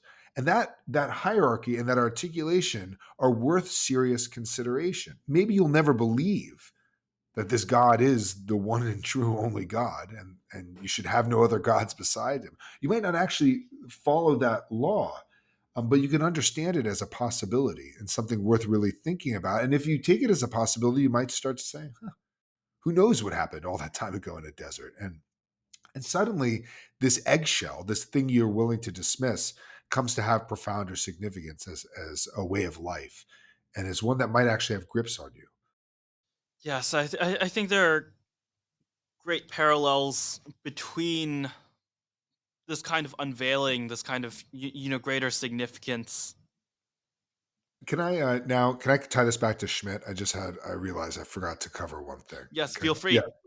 yeah. So that's what genuine pluralism might actually look like. If you read Alan Bloom's "Closing the American Mind," the introduction, I think it's paragraph 26. He kind of articulates a version of this.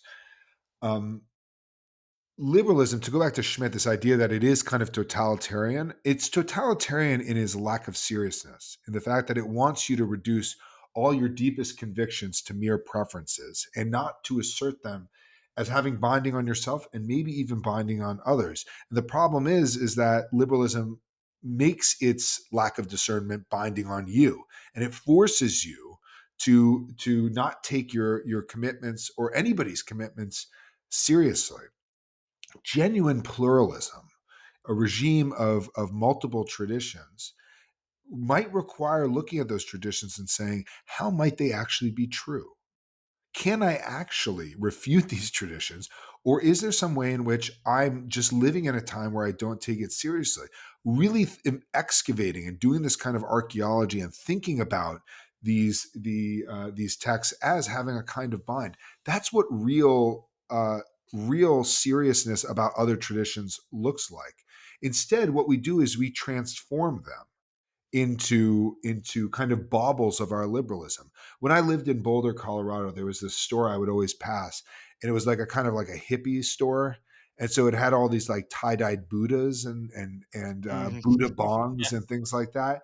And I thought, what kind of regime smokes weed out of another people's gods?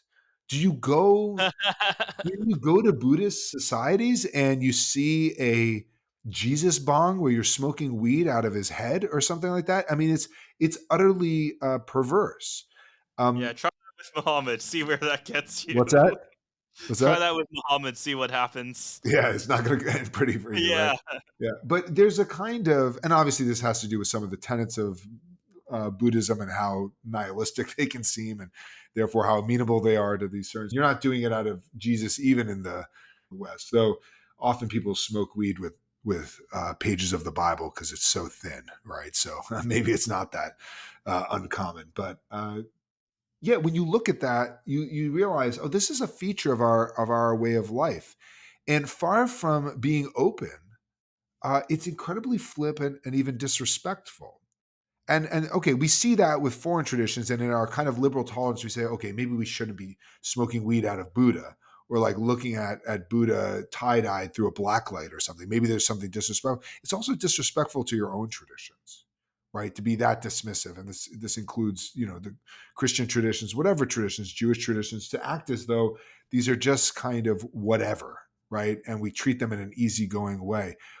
Schmidt has as much to offer him and much not to offer him, but what he does have to offer is he's trying to get around this thing. What he doesn't have to offer him is that he kind of just comes back to a kind of knee-jerk reaffirmation of the eggshell.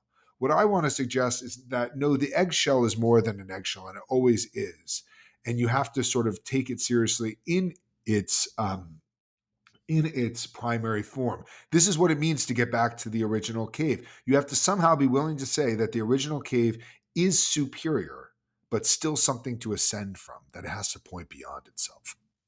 The relation between the friend enemy distinction and the eggshell, it's merely political, right? Strauss has this critique of the concept of the political.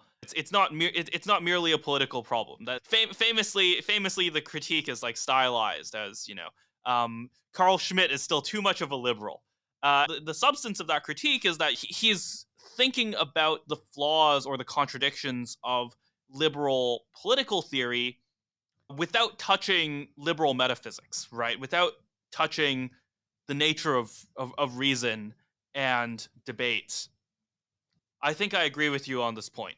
You have to dig deeper. You have to say there is something more to the eggshell. It can't merely be an eggshell. You have to have that respect for it. I think you're absolutely right Yeah. on that front. So one way to look at this in Strauss's own works is he's writing the concept of the political, or his notes on the concept of the political, on Schmidt's work, the concept of the political, as he's working on his own Hobbes study. And if you go read the Hobbes study, especially with the later preface, what you'll see is that Strauss is offering a different way of criticizing Hobbes. And he's looking at how Hobbes gives you people like Hegel and Nietzsche and its kind of historical arc. But he's also recovering from within it the influence of Machiavelli. But he also shows how the Hobbesian worldview is based on a certain change in the Aristotelian worldview. So if you look at Aristotle's Ethics, you have three peaks. You have justice as a peak of virtue, you have greatness of soul as a peak of virtue, and then you have the contemplative life. And what Hobbes is doing is emphasizing justice and equality, over and against the longing for a noble or a the longing for a contemplative insight into the nature of things. And what Strauss does very carefully in his book on Hobbes is to recover this and to show that Hobbes hasn't actually argued against it. Right? He's kind of trying to do show that he relied on summaries of the ethics. He didn't really engage, and so that the modern turn begins in an incomplete critique of the ancients. And therefore, as he notes in his later preface, you need to reopen the quarrel between ancients and moderns, and that means to reconstruct this. And so, when you look at Hobbes saying all human beings just are longing after power that ceaseth only in death. There is no greatest good. And then you go to chapter 2 of the Ethics and you see uh, Aristotle poses this possibility, but then says, well, that would be empty longing. So let's take seriously that there is some good. And you realize he's not asserting that there is a highest good, but he's seeking the good. He says, this is the good we're searching after. And you start to realize there's a kind of greater openness and non dogmatism of Aristotle. And one of Strauss's virtues is to recover a non dogmatic reading of the ancients, which, as non dogmatic, can withstand or promises to withstand the modern critique of ancient idealism, right, as imaginary or made up, right? He's able to sort of say, no, there's a kind of zetetic, probing, Socratic quality that's not so different. Now, Strauss takes this seriously. He takes the Machiavellian turn seriously. He's trying to ask the degree to which there is a superhuman standard, something like nature or even like God, that's worthy of taking seriously in light of the modern position. That, I think, is a more robust critique of Hobbes. That's not just trying to get around liberalism because you're upset about what it's done, but is trying to take seriously how liberalism came to be, or how it involves a kind of a shift on the Aristotelian world, and how a recovery of that world might open you up to a more robust understanding of human motivation. So all that Schmidt gets you is something like commitment to the eggshell, as we've been putting it. What Strauss does is he recovers the heterogeneity of the peaks of virtue, and therefore the heterogeneity of ends, the just, the noble, and the good or the true, right? And how that contours politics. He shows that what Schmidt is longing after, what other of these German thinkers of the 20s and 30s were longing after, is a recovery of a kind of natural basis to our moral longings, right? That Aristotle was spoke to the best of anybody in history. I'm most familiar with this in terms of natural right and history. I should read the more extended work on Hobbes.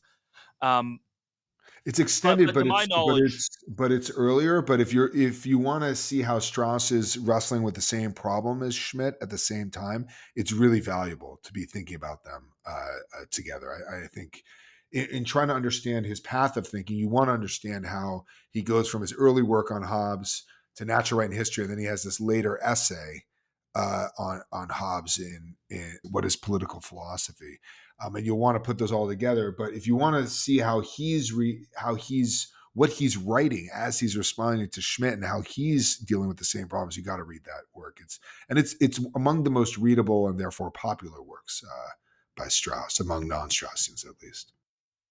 with the understanding that I'm speaking from a kind of youth and inexperience, my understanding of Strauss's critique of Hobbes is that he sees Hobbes as neglecting these higher virtues, where my reading of Hobbes really differs is that I think that when you have freedom of conscience, that the higher virtue comes from, um, you could say it comes from revelation. You could say natural theology almost, but that there is still a presence of higher virtue, but it comes out of this pluralism, right?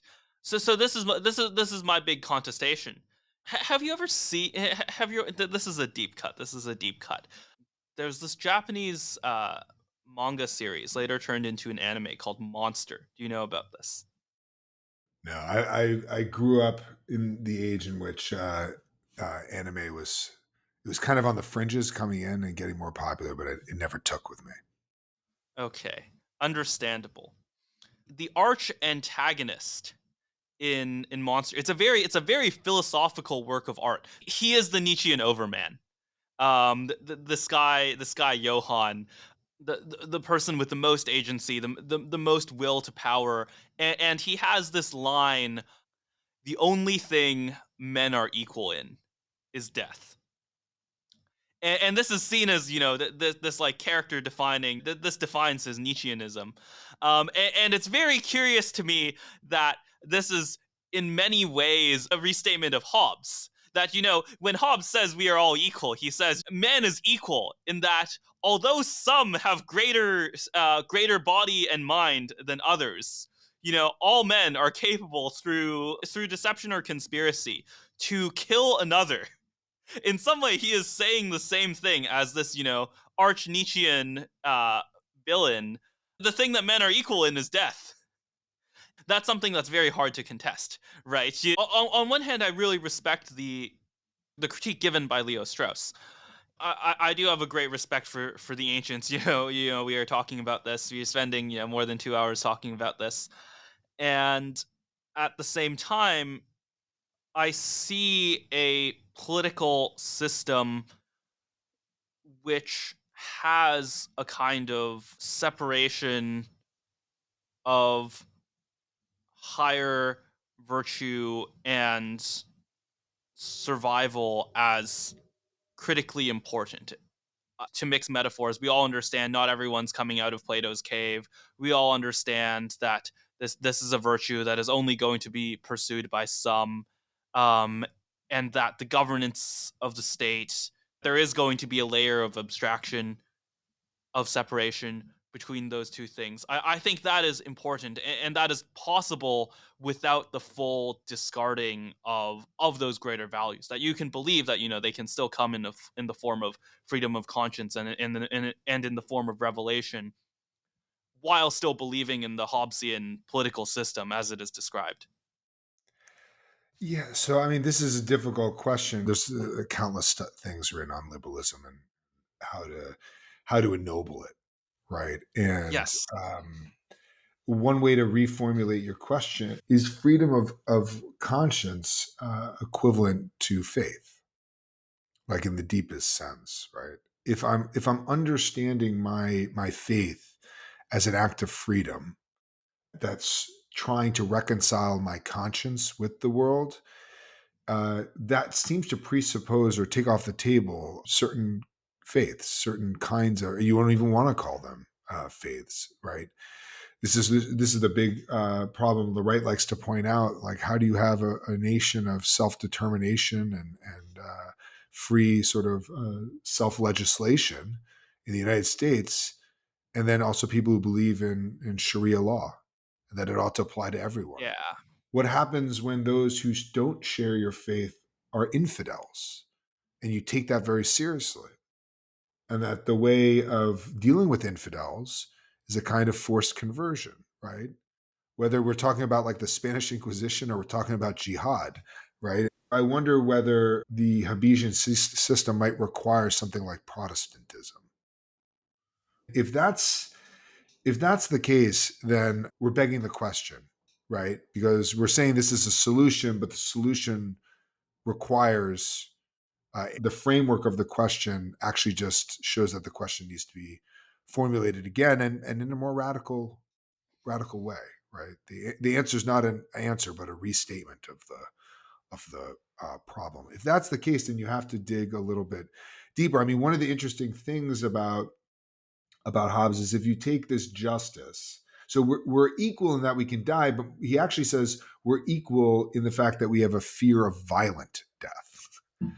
It's not just like death, because you could fear death, but you could be like, oh, it won't be so bad. I'll be surrounded by my loved ones, and maybe I'll go while I'm sleeping, and it'll be very peaceful and quiet. I won't even see it coming. He's talking about like somebody dropping a rock on your head, and you go into like spasms, and you're just afraid of violent death. And so the reason you want a strong sovereign is to deal with that. But this idea of taking fear of death as primary, requiring a leviathan. This smacks obviously of Christianity, right? Yes. But also just Yes. the biblical, the idea that And he like, overtly says it, right? He talks yeah, about the biblical justification of the Leviathan. The Leviathan, it comes from I believe the book of Job. Um, yeah. And even something like Nietzschean courage presupposes this fear, right? So getting around this is a bit difficult. And you might look at the Old Testament and you look at how human mortality is heavily stressed there. And our nobler longings are downplayed consciously, right? Like the age of heroes is gone, right? Like we're not going to have Achillean or noble types in the same way. In fact, when we come around to kings, it's only very begrudgingly later, much later in the biblical narrative. What's far more emphasized is a kind of human equality before God's power, right? And a kind of fear. And that wisdom begins in fear of the Lord, not in wonder, and not in a kind of captivation with beauty, but in a captivation with your fear. When you start thinking about these questions in a larger sense, you do get this a feeling that if you're going to take the fear seriously, you might have to, as the fundamental determinant of your life, is not fear necessarily. Obviously, you fear other human beings.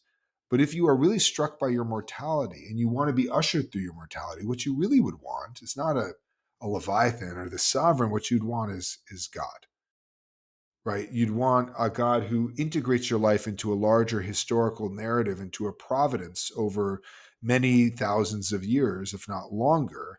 And that fits you into this larger purpose of the peoples. And so the Bible often emphasizes human fallibility, our foibles, our limitedness, our mortality. It raises very flawed men to positions of prominence, but they're all integrated within this larger narrative of how a man, Adam, becomes a family, right? Abraham, it becomes a tribe, Jacob, his sons, and beyond. It becomes a nation under Egypt, becomes a people with a law with Moses, and even with kings after that. And this kind of political development, that's the primary thing to which into which all these human lives, these fallible, deeply flawed lives, are integrated, given meaning, and to some extent redeemed. Is that what's at stake in our fear of violent death? Like in our sense of our smallness? Is that what we want to sort of redeem it? Well, then we're talking about something very different from a kind of freedom of conscience, right? And I think that difference needs to be underscored if we're going to take seriously what our hopes actually are. The problem is with liberalism is that we're not willing to give that full articulation of our hope and longing because it seems so ridiculous to us, because we think these kind of narratives and this way of life is so primitive and rudimentary. But it might be all too human. It might be that the primitive, we scoff at it, or we don't take it seriously at our own peril. And it might be we never get back there, but at least we understand what it is we want and we can think seriously about it. well, I don't see it as primitive at all. At No, all, neither do I I. see Neither do myself I. in this, Orthodoxy, I think, has a and certain traction, but that is a difficulty people have. we're all Straussians here, and this is the exoteric reading. But I think in many ways, Hobbes's own theology is in line with this. This goes back to the central, Schmittian critique of there are things that threaten the state itself, and then there's this tension between the freedom of conscience and the Leviathan. It must be resolved in some way. I think in practical terms, you can see Leviathan as a response to the 30 Years' War, right? And so I think he at least believes that this is a system of compromise that is possible between Catholics and Protestants. I think there's a similar thing going on with Descartes, by the way. He comes up with this idea of a humanistic, charitable, natural science aimed at alleviating us of our ills. For some reason, while he's acting as a doctor on the front lines of the war, he's brought to reflect. He's like, I don't know why. He's obviously being ironic here. He's like, I don't know why, but I was thinking about how it's much better when one person designs a system than with multiple people do. The reason being that when you have multiple people, you get Catholics and Protestants, right? When you have Luther and the Pope, then you've got a real problem, right? But when you Yeah. have Descartes saying, it takes a lot of disenfranchised Christian philanthropy, and he redirects it through a philanthropic natural science that culminates in medicine and mechanics. Right? It's going to help you heal bodies and make life easier. Isn't that what you want? Or the way Bacon puts it is new mercies through his own hands rather than through the hands of God, right? So, yeah, absolutely. I think they're all preying on this. And this is a new opportunity opened up by the Reformation that wasn't available in Machiavelli's time. But partly as a result of certain actions taken by the popes in Machiavelli's time, and by exposing the Machiavellianness of the church, perhaps he helped to encourage something like a Reformation. I don't know if that's the true, whether it's him encouraging it or people just observing this obvious thing. But it seems like as a result of the Reformation, you create this new political circumstance that allows these modern philosophers to offer a kind of mode of systematic thinking that can help to heal this divide, but by leaving behind this sort of old, deeper question. This is exactly why I kind of say the things that I do about Mill, even though I in some ways understand where he's coming from and the problems and the kind of exoteric circumstances he's facing as well. But Mill is where I think the turn really goes from a kind of pluralism of multiple traditions that I think is very clear in Hobbes and I think is genuine and sincere to a disrespect of tradition, right? There are thinkers before Mill as well, but I think Mill is where the liberal political order becomes almost one and the same to the disrespect of tradition and the disrespect to older ways of thinking and a disrespect to revelation.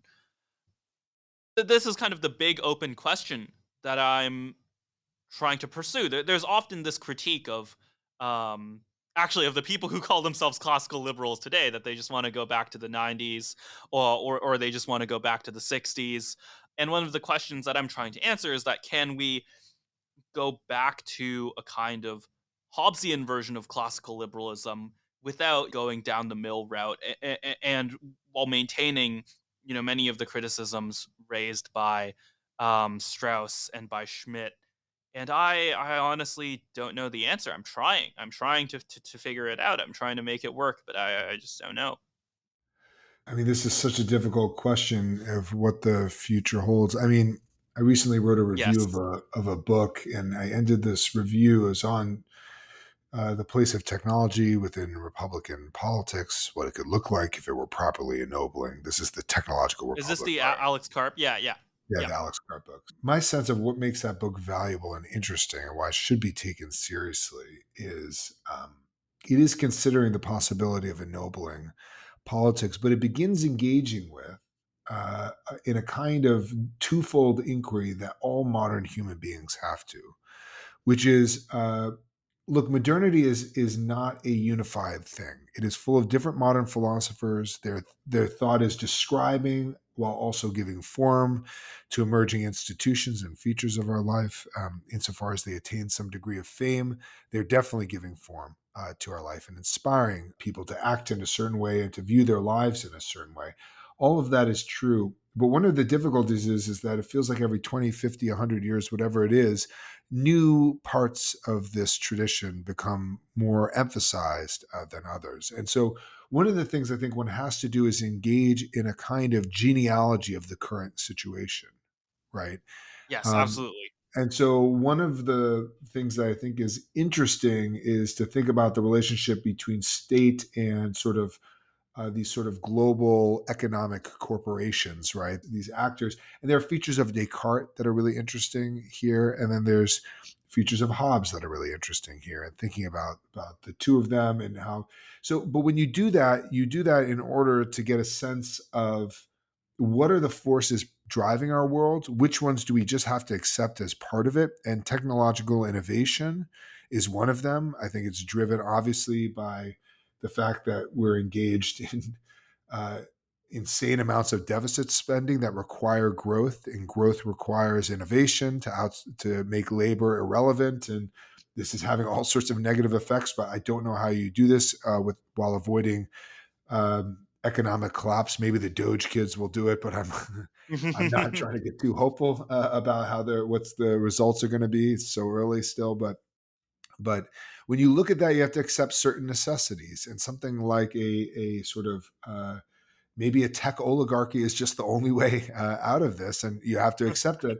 That seems to be what Karp is arguing for. I was very struck reading that book, and I put this in my review that even though it talks about a Republican, there's very little said about Republican politics.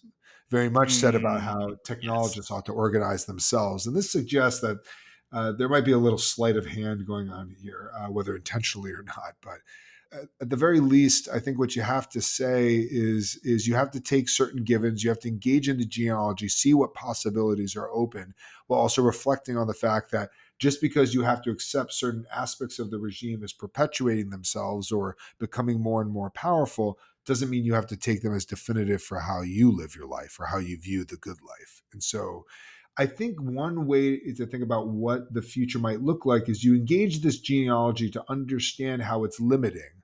But also, you have to constantly, this is what every modern thinker has had to do, you have to engage in something like a philosophic anthropology, if it isn't also a metaphysics, that recognizes the heterogeneity of human ends, recognizes the trade offs involved, and tries to create a flexible framework for thinking about how these innovations plug in. This is sort of what we were talking about a lot earlier, but somehow being able to equip leaders, whether in technology or in politics, with a kind of way of thinking about these ends, and you can get that from studying the ancients. You can get that from studying, Aristotle's ethics and politics. But I think also it requires, as all civilization does, a restatement in our words. So to go back to what we were talking about earlier about the constraints of the moment, people need to write about these topics in a way that's not purely academic and in a way that's not vulgarized for popular press, but that appeals to a thoughtful, practically engaged elite in technology or politics that takes seriously the constraints of time, of their energy, and how they can get the most out of this sort of reading. And so that to me would be what the task going forward would be for any kind of philosophically serious individual who really wants to be thinking about our situation and also writing for our situation. It's the problem of exoteric writing, right? This is actually something that I'm also fascinated by. I think it's a good way to bring us out of the trenches. I think you're absolutely right that that is the political project of our time or the philosophical project of our time. I am much more respectful of Mill than the phrase, Mill is the Judas of classical liberalism would imply. Yeah. And the reason for that is there's a charisma in being the firebomber. And of course this has always existed, right? You can see Machiavelli as still being the, ultimate champion Yeah. Yeah. of this technique, but it does seem like we're in a present time where this is more important than ever, where this is like very conscious in many of the most kind of popular like online philosophers. I Yarvin's like this, Bronze Age pervert is like this. You know about these people? yeah, of course. I actually met Yarvin not that long ago when he was at UATX engaging in debate. But I like your take on Mill. I usually like Mill because I think about Bentham and I'm like, well, at least he's not that guy. At Yeah, least yeah. there's a way in which he can be used to push against our inclination to cancel those we disagree with. And I kind of like that because it fits within a lot of frameworks. But you're right. There's something very presumptuous at the heart of his work that I think is worth thinking about. But um, uh, you have to be careful that your provocations and exaggerations are still plausible, right? And so, the way that Plato does it, I had a student ask me a question it was a fantastic question, in part because I got to go off on one of my favorite topics in how Plato writes. But he just asked, why does Plato hide these little things, especially if they're not as controversial or something? I said, well, we tend to think of esoteric or exoteric writing as merely to escape persecution. But I think it's something more than that. I think what Plato does is he writes books that get a reputation. So you when you hear about the Republic, you say, "Oh my gosh, it's magisterial, it's huge, it covers everything under the sun." My God, it's frightening. It's a utopia that looks a little bit scary, and there's something very exciting about that. There's a clash with Thrasymachus, and then you get this, and so there's something really dazzling about this, and really provocative about it, and that's attractive to a certain kind of person. Even the title Republic, Politeia, regime, or polity. It's got this grandness to it. And you think, oh, it's about the regime, it's about Plato's ideal regime. And then you read, it's like, no, it's about Socrates' polity. It's about the people he's talking with who have these longings, and those longings produce this ideal regime. And what you realize is that Plato does something very, very tricky. He gives you something exaggerated, something almost scary in its exaggeration, but something also compelling. And it's compelling to a certain type of reader who, by virtue of the work's reputation, is drawn in. But if they're drawn in and they're thoughtful, they'll start to reflect on the fact that what they wanted or what they were seeking to get out of this work is not ultimately what it's about, or that what they ultimately wanted is impossible. Symposium is another great example of this. It's the leading lights of Athens. It's all about love. It's not this ugly Socratic conversation, but these beautiful speeches about love. But it becomes more conversational. It promises this uniting of the beautiful and the good in a life of immortal fame. But when you start reading it, there's something kind of hollow at the core of this because he never actually fully justifies it. He never fully answers all the questions that he puts on the table, and you start to realize that the same sort of person who's kind of gossipy and who's interested in fame as in this thin sense rather than in the sense of glory, right? These are poets rather than people like Alcibiades, like statesmen. The same person who's going to have that peaked in him is also going to have it kind of tempered and dealt with. And that's another form of exoteric writing where you recognize there are certain people with certain longings. You write a book that's exaggerated in a way that plays to those longings. That person's going to pick up those books, they're going to reflect on it, and they're going to be changed as a result if they are truly thoughtful and serious about why they picked up the book in the first place. And lo and behold, Plato writes these dialogues, and they find their way into Rome. Rome then shifts out to the east to Constantinople. They find their way to the Muslims. It provokes there. They find their way back into Europe. It provokes there. And now in the 20th and 21st century, it provokes yet again. And Plato has had this remarkable history over 2,500 years of finding his way into regimes and into civilizations that don't know him and creating a kind of renaissance and a sort of life of letters wherever he ends up. That's a hell of an accomplishment. And it's worth thinking, insofar as we're trying to do something small and provoking for our time, it's worth thinking about how one can write. And that's a kind of exoteric writing that's not merely being afraid of being persecuted. You could just avoid writing altogether nowadays. Um, but it's actually doing something. I said this earlier, but I'll emphasize it again. It's trying to find friends. I think that's a better way to think about it. There are everywhere and about you potential friends, and they might even be among your enemies. It's one of the most remarkable facts of the Republic, and one worth really reflecting on. That Thrasymachus lashes out and apparently, this seems exaggerated, wants to kill Socrates. He looks like a beast. And by later in the dialogue, Socrates is saying, we were never enemies, and now we're friends. Thinking about how to solicit friends among your potential or apparent enemies, ones who are not actually enemies but could be friends, is a good way of thinking about what exoteric writing might do in the higher sense. Not just avoid being clawed by Thrasymachus, but maybe turning him into a kind of convert to that way of life, which he seems to be. He tries to get up and leave in book one. As far as we can tell, he stays the whole time, all night, listening to Socrates, speaking only once thereafter. Maybe this goes to what we were talking about earlier in terms of the aphorisms, in terms of writing in a way that modern people are more amenable to.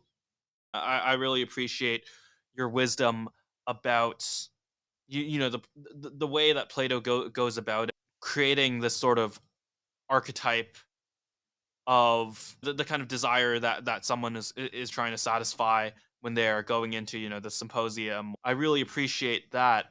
You can definitely identify that characteristic in, for example, Bronze Age pervert, right? He is fulfilling the wish of masculinity and maybe, looping people into a deeper understanding of Nietzsche and Strauss.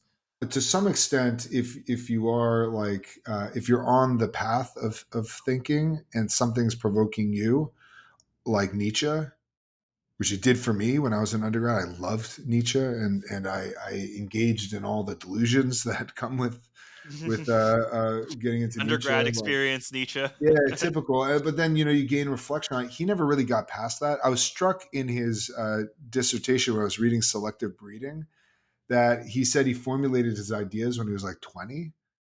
And that struck me as kind of damning, a 40 something year old guy who's still trapped by the ideas of his 20-year-old self.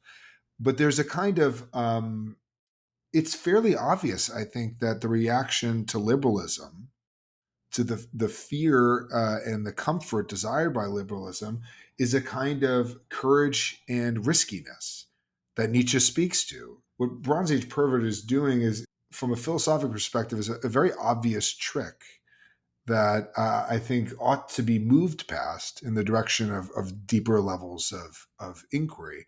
And part of the problem is his reading of text betrays that he goes into it with an ulterior motive, right? His readings of Plato, of Nietzsche, of Strauss, of Pindar, even, are all lacking, and in many cases quite wrong.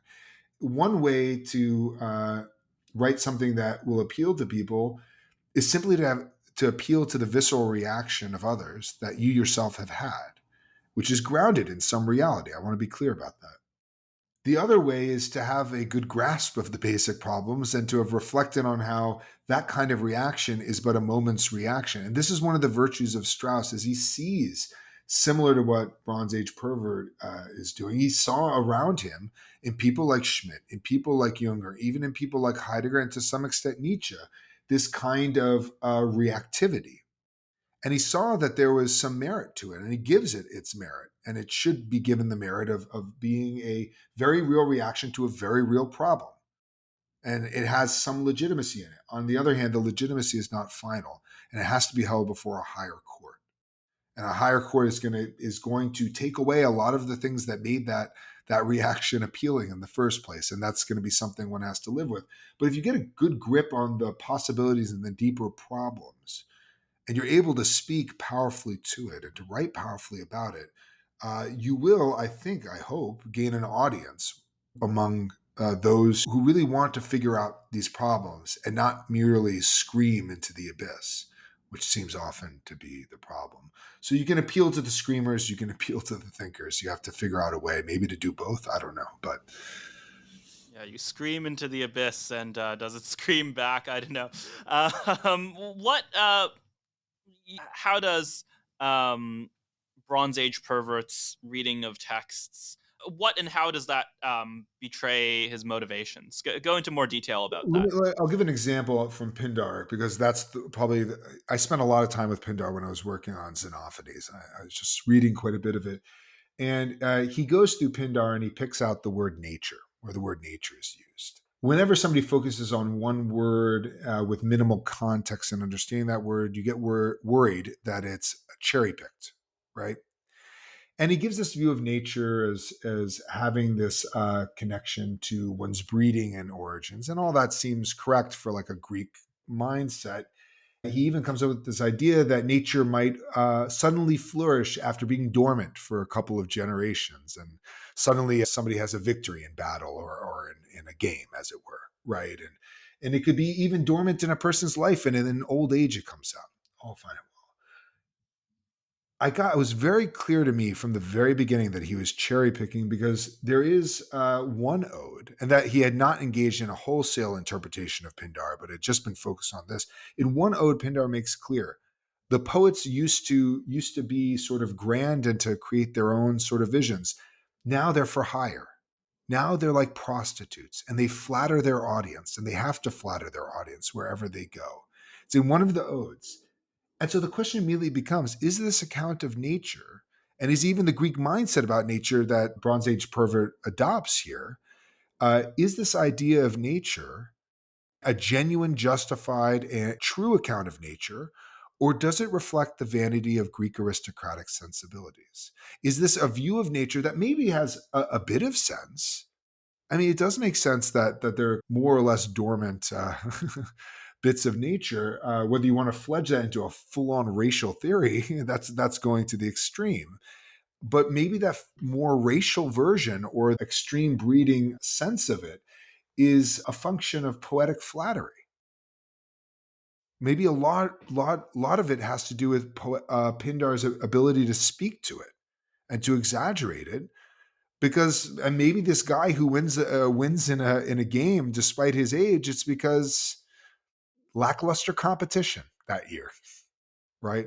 This is always like the battles for greatest of all time in football or basketball or whatever. It always comes up Yeah, with the yeah. question of who is the competition, right? Who is the competition? Alexander Usyk is the undisputed heavyweight champion of the world right now. He's a smaller guy.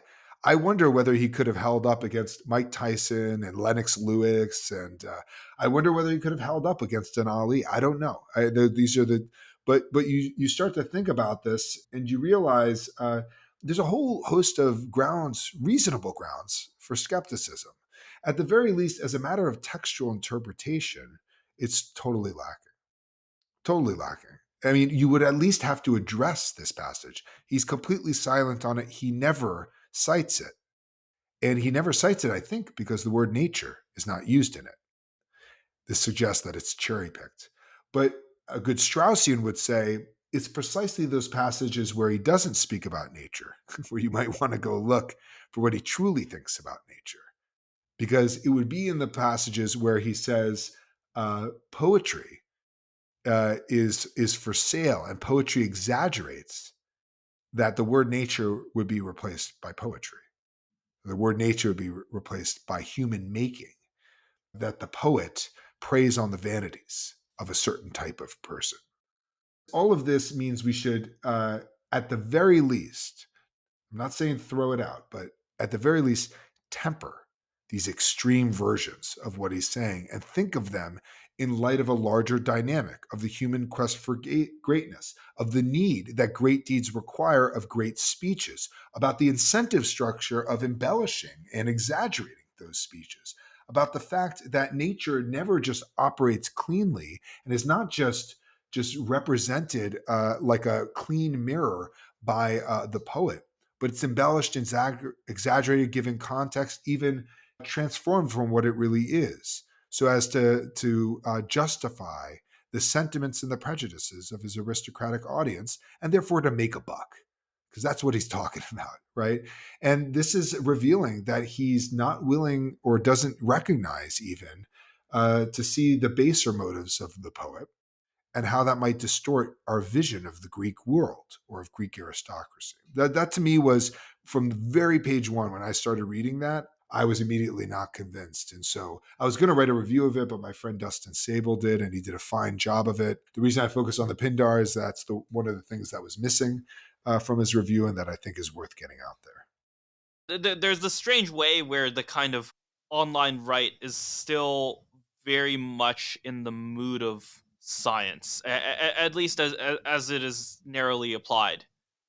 Right, that the anthropology comes first, and it does feel like this attempt to like co-legislate, right, to give a novel interpretation, an interpretation that kind of gives status in the same way that the Athenian stranger is giving status to the gods of Crete, while also trying to shape their laws. When you're thinking about these things, how much do you weigh the exoteric message of what someone like Costin writes, and how much do you weigh the esoteric aspect?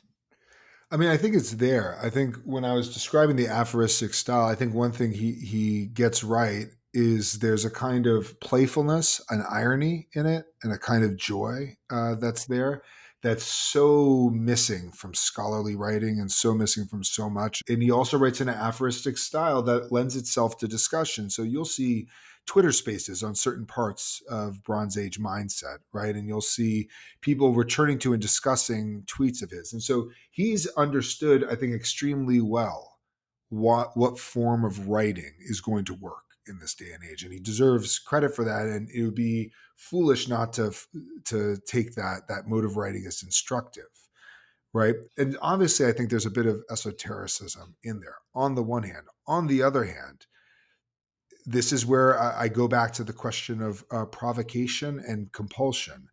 There's a certain compulsion that people feel behind it, but once you start studying the text seriously, once you start thinking really seriously about the material, you start to realize that he hasn't done his homework. This is my friend Dustin's review is very good on this. He just shows this that the reactive element overrides the thoughtful element, and therefore what kind of way of life you're drawn to. And so Dustin wrote that essay, I think, in with an eye to addressing some reservations or incipient reservations that young readers, thoughtful readers, might have, and fleshing them out so that they can see there's another path, right? Or there's a deeper and more thoughtful path going there. If there is irony, and I do believe there is irony, and I think the playfulness and the provocation, I think there's exaggeration often for the sake of provocation on the one hand. On the other hand, I don't find it compelling at all as a reading of history and of texts. To some extent, scholars should take this as a warning to them that they haven't been doing a good job of addressing the real living concerns of the young. And you see this. Sometimes I go to see a prominent scholar, a very thoughtful scholar whose work I think is amazing, speak about current political events, speak about, talk about current issues, and they just don't understand where students are coming from. They don't even know how to start addressing how they're actually reading things. For all of their sensibility and all of their mentorship of students, they sometimes don't even understand the students before them.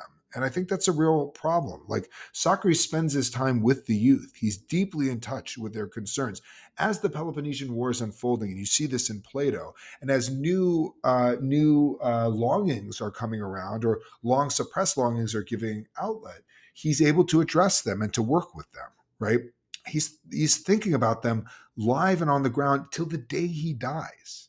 Even after the collapse of the Athenian Empire, he's still thinking about what's going on and what it points to and what deeper questions these longings can help him see. He's still doing that. The reason you'll get Academy on one side and BAP on the other and other kind of right-wing intellectuals is because the Academy hasn't been doing its due diligence. For all the monographs on Plato, and I'm guilty of this myself, and I've had to reflect a little bit on my own sort of activity as a teacher and author. For all the monographs on Plato, which are very helpful, where are the works like Bloom's Closing of the American Mind today that really touched on these nerves? It was I think, a feather in the cap of Straussian's that Bloom wrote that book and was able to address so powerfully and provoke such a reaction. Where is the corollary? Or are we just losing our sense of the compass? I really think this is an important thing that scholars need to take more seriously as part of their work. Coming from the other side of that perspective, as you know, a younger person who has seen all of this, does have an interest in academic philosophy, but is mostly immersed in the world of Zoomers and kind of technologists and so on. On one hand, it feels like a particularly philosophical moment, especially with the recent election and with all of the changes that are happening now. You know, random founders are now asking me about Carl Schmidt. Um, take that for whatever sign you will.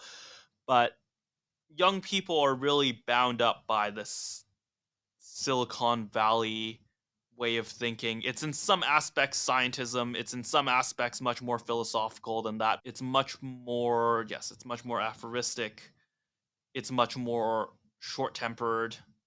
It's a very distinct style. There's one narrative that I think has a bit of truth to it, which is the kind of McLuhan. This is the the natural result of the medium. I think that there are aspects of that that are absolutely correct.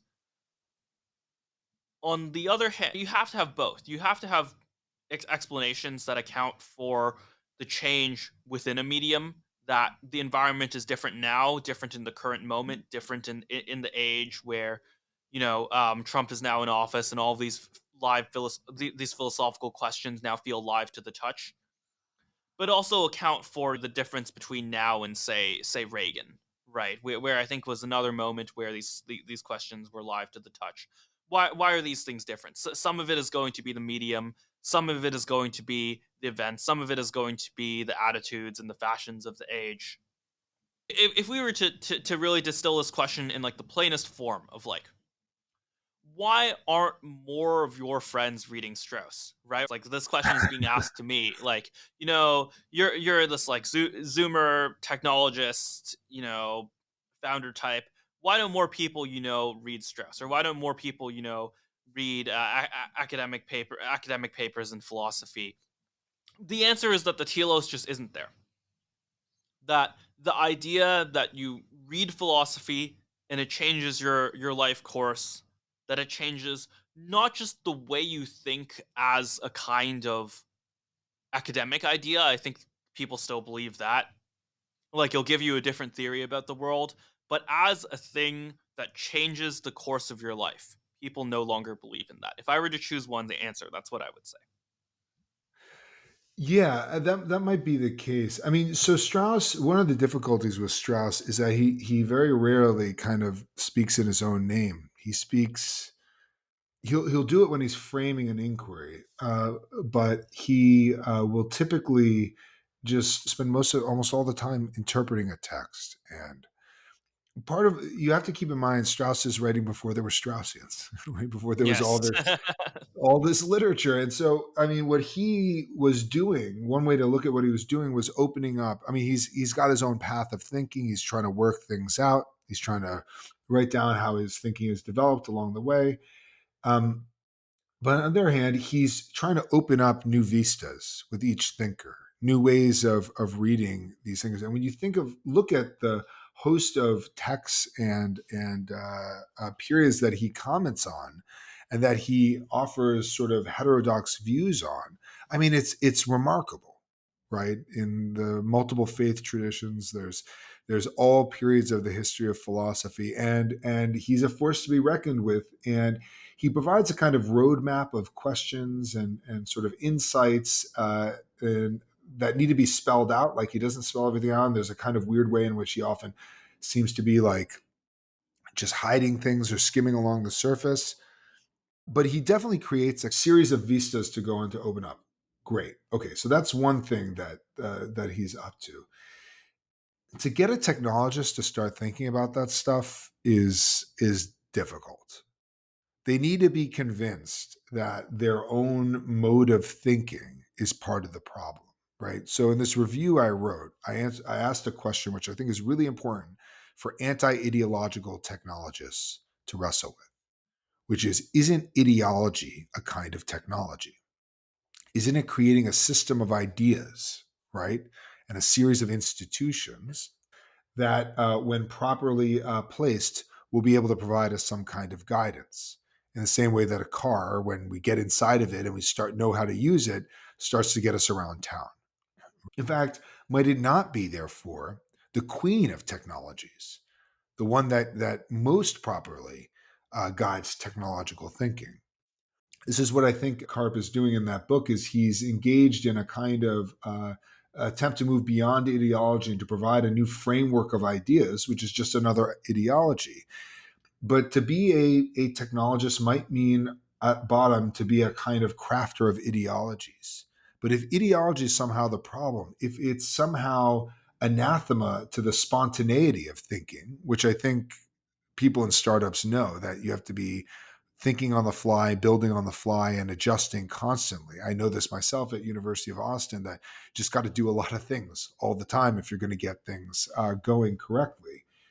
It looks like the technologist needs to start thinking non-technologically if he also wants to think non-ideologically. If you could flesh out that argument through a kind of an account of the history of technology, as coeval with the account of the history of ideology or the development of ideologies out of this sort of or out of its sort of Machiavellian origins, you would have a compelling case that starts on the technologist's own turf and forces them to wrestle with certain basic issues if they are thoughtful. There's always going to be people who just want to get rich and get powerful and go to orgies and things like that, whatever these people do. For the ones who are seriously concerned with these issues, people like Carp, I think, they would have to think about these questions more. Yes, and that's a great place to end it. It's been an amazing 3 hours, Alex. This has been Yeah, been great. fantastic. I I've think I'll enjoyed this listen quite to a this bit. many times in the future. Um, Thanks so much for coming on the podcast. Thank you, Brian, for having me. This was a pleasure. You're a great interlocutor.